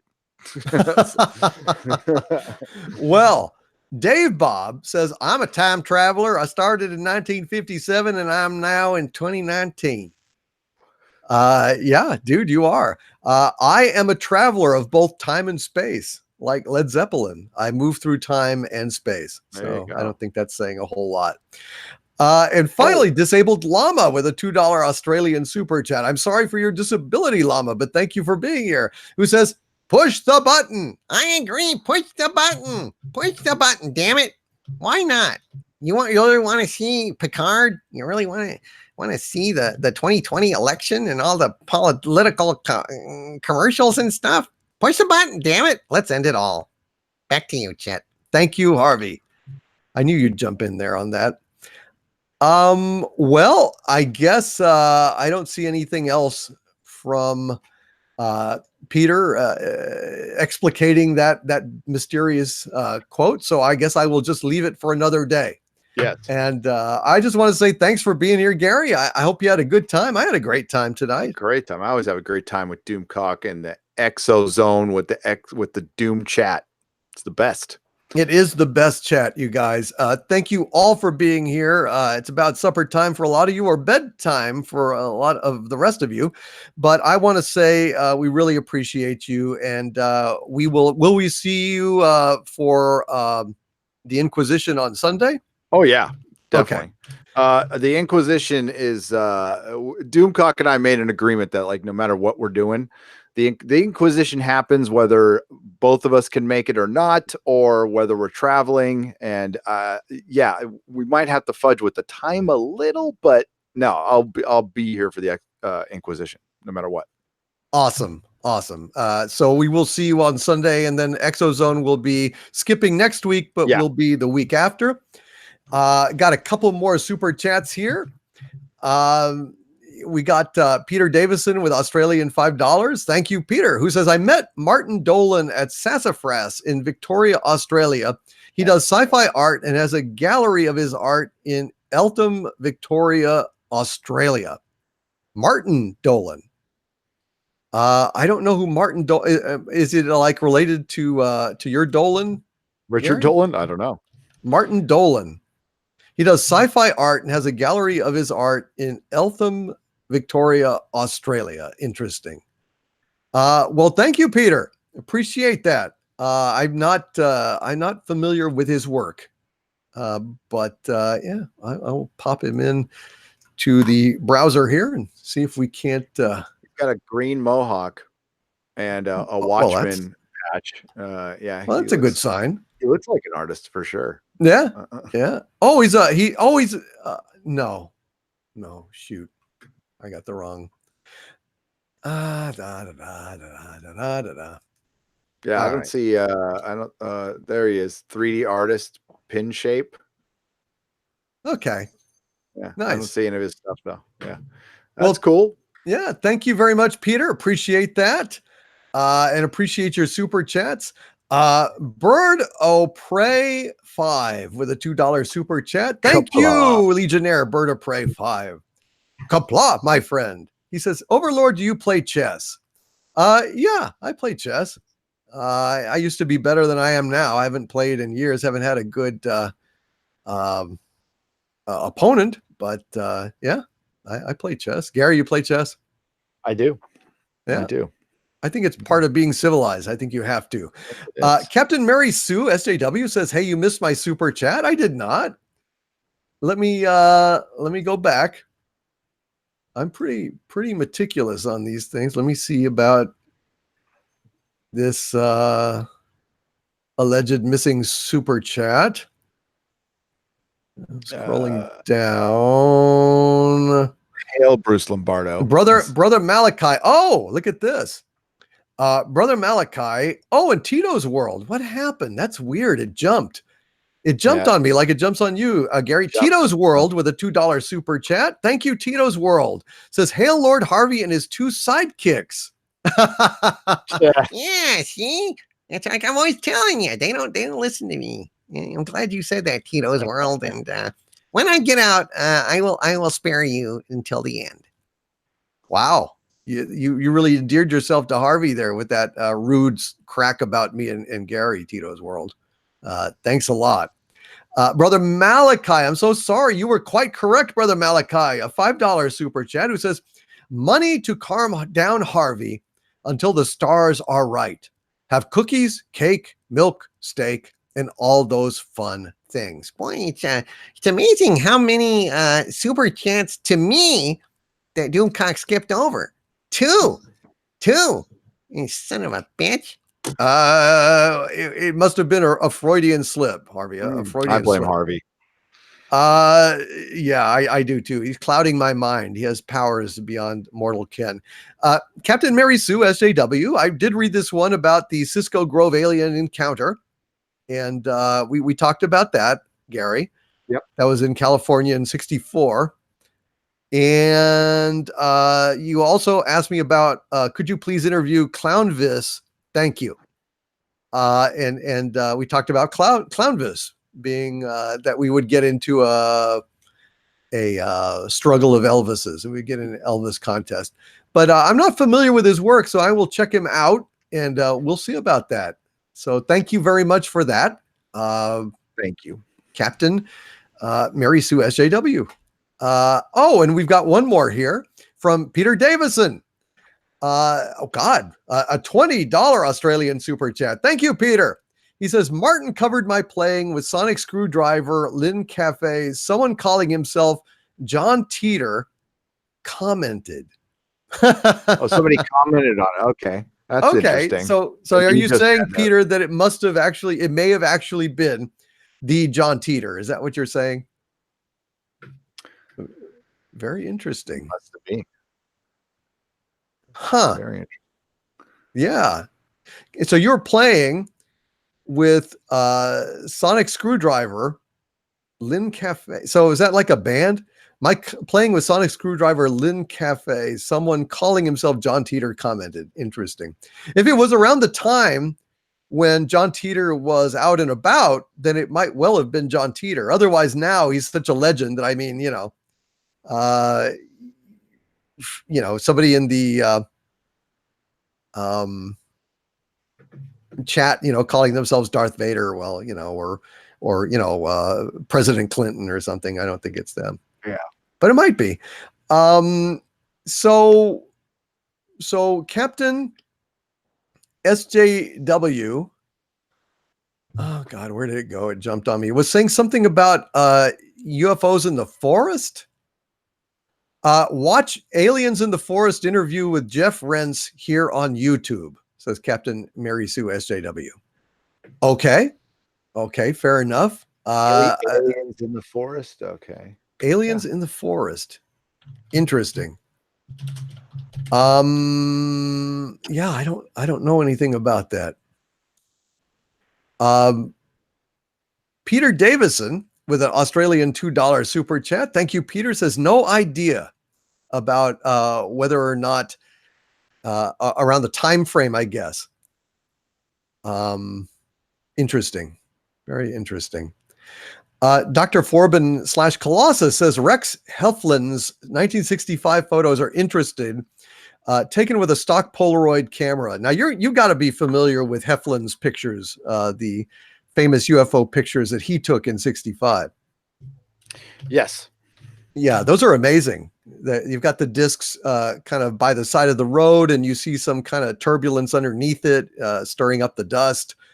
Yeah, those are very interesting. The Heflin photos. Well said. Thank you, Peter Davison.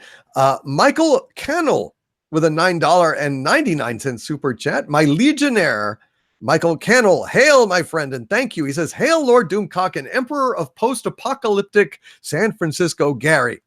Thanks for a great show. Harvey, interested in your services, will follow up next week. Well, dude, I'm always very happy to help out Legionnaires and the public, especially for wampum. Oh, you're such a mercenary, Harvey. I'm a capitalist. He's a capitalist. That's what happens when you have an eldritch god screwing around in the United States. What can you do? Michael, thank you very much for that super chat, and very happy to oblige you. Just contact Harvey through me, and I will get you kids set up together. Peter Davison with another Australian $10 super chat. Thank you, Peter. He's explaining it here. He says, I was playing with a sonic screwdriver in Cafe Ripe and met Martin. He uploaded the incident on his blog. It may still be there on the blog. First comment was by someone calling himself John Teeter. Okay, now it makes sense. I could not decipher what you were trying to say, Peter Davison. I'm so sorry, brother. You could have just typed it in the chat. I was kind of calling and watching and trying to see if you would explicate it a little bit more. But as always, brother, appreciate the super chats. They really keep us going here. And thank you so much for your generosity today. You've been very, very kind. Okay. Playing with a sonic screwdriver in Cafe Ripe. You met Martin. He uploaded the incident on his blog. And the first comment was by someone calling himself John Teeter. Wonder what he said. Wonder what that comment was. I'm fascinated by John Teeter. It's always kind of spooked me, you know. I don't know. I've always loved that story. I just don't know if it's true. It seems kind of weird. And also, aren't we in the period now, Gary, where some of the things that he said, aren't we running up against some of his predictions or stuff? Yeah, we should be. So we should be. Well, I'll look into that more. I can't remember it all off the top of my head, but yeah, we really should do a show about John Teeter. I think that would be so much fun. It would be. No, I think we should definitely do stuff on like that and the Chronovision. And I'm looking at the Heflin pictures right now. Those are cool. Oh yeah, aren't they great? Oh, dang. You want to show them to the? Yeah, I could show them here. I got to find a good high res one. This is. Meanwhile, Peter Davison with an Australian $2 super chat again. Peter, dude, you're on fire, brother. He says, MRD Gallery in Eltham, Victoria, Australia. Interesting. Shit, what were you doing with a sonic screwdriver? Are you a time traveler, Peter? Yeah. You know. I always wanted a sonic screwdriver like the doctor had. You know, I'm talking about Tom Baker. You know, his sonic screwdriver. Yeah, the one he used is the same one the third Doctor used, and they have props of those. Maybe I can send one to you. I've got a box full of sonic screwdrivers left over from the comic shop. Oh, really? Yeah, they did a great one. The two of them of David Tennant's and of Matt Smith's and their Universal remotes, but they're like $125. Well, if you could find the Tennant one now, which you can't, it's not even on eBay. Yeah, it is like a 1-for-1 prop. It's sweet. Heavy. It makes all the noise. Wonderful. But yeah, here's the picture. I'm sorry, it's kind of small, but yeah, that looks that's crazy. That is absolutely crazy. Yeah, that is gorgeous. There's 3 of them, and he snapped them in rapid succession. Yeah, look at the turbulence. Just underneath. I'm going to find that. Yeah, that's the one. There's one by the window. Yeah, and there's the turbulence one. And yeah, there's like some weird cloudy something substance around it, and he had a Polaroid, and that's weird. It's absolutely weird. But I got to Really? get going. I got to actually get going. Oh, all right. Yeah, sorry. But No problem, brother. Mrs. Nerdrotic is home. It is understandable, and I've got to go eat as well.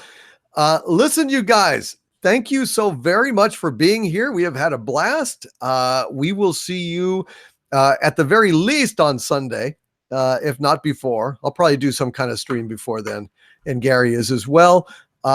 Gary, you want to promote your channel at all? You got anything to say? Yeah, I'm gonna. Oh boy, I got to get ready for Comic-Con, so I don't know how many more videos I'm going to be doing. I got to for the damn algorithm. If I had a choice, I wouldn't do any. But there'll be lots of live streaming coming from San Diego daily on the channel. And tomorrow, or no, Friday. What day is it? Today's Thursday. Tomorrow's Friday. Yeah.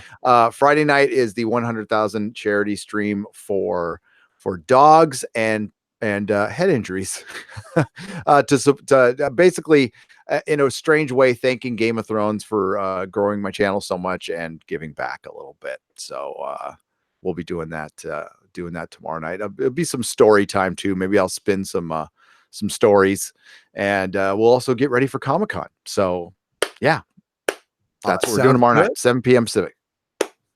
7 p.m. Pacific time. Pacific, yeah, sorry. Right. I've got my Patreon, patreon.com/Doomcock. Also subscribestar.com/Doomcock as well. Subscribe to the Harvey Zone, this channel, because this is where ExoZone lives from now on when I do it. And also subscribe to Overlord, youtube.com/Overlord DVD. And I've got stuff at Zazzle.com/DVD Shoporama. So, Peter snuck in another super chat here, $10 one. Thank you, Peter. Very much. Awesome. Peter, you're such a good guy. He is a great guy. Awesome. Man, I love Peter. He's sent me wonderful things, and he's just a super cool guy. Anyway, he says, sassafras in Victoria, Australia is, I understand, under a wormhole, and people have teleported in the area. Interesting. Very interesting, Peter Davison. I will have to investigate that with you. Maybe you can just send me an email and like fill in some details about that. Maybe that's a topic for a future ExoZone. That definitely seems weird. That definitely seems very, very weird. Thank you, Peter Davison. Yeah, contact me at dictorvandoomcock@gmail.com. You've got my address. And we'll talk about it at greater length, my friend. Dr. Hegarty with a £1 super chat. Thank you, Doctor. Didn't say anything, just popped me a £1 note in my helmet. Thank you. Bear Nerd Fun with $1 super chat. Thank you, Bear Nerd Fun. Didn't say anything as well. Appreciate that, sir. Very, very much. Well, have a good one, Gary. My best to Mrs. Nerdrotic. And my best to all of you in the chat, and hail to Mary Ashmead. God bless you. Happy birthday. Happy birthday. I hope you have a great celebration this weekend when you go out and actually kick loose and have some fun. All right, you guys, good night. And from the center of the earth, this is Dictor Van Doomcock. And Harvey Cthulhu, you always forget about me. All of this is mine. And Harvey Cthulhu, bidding you all, my friends, stay angry. Good night. See you next time.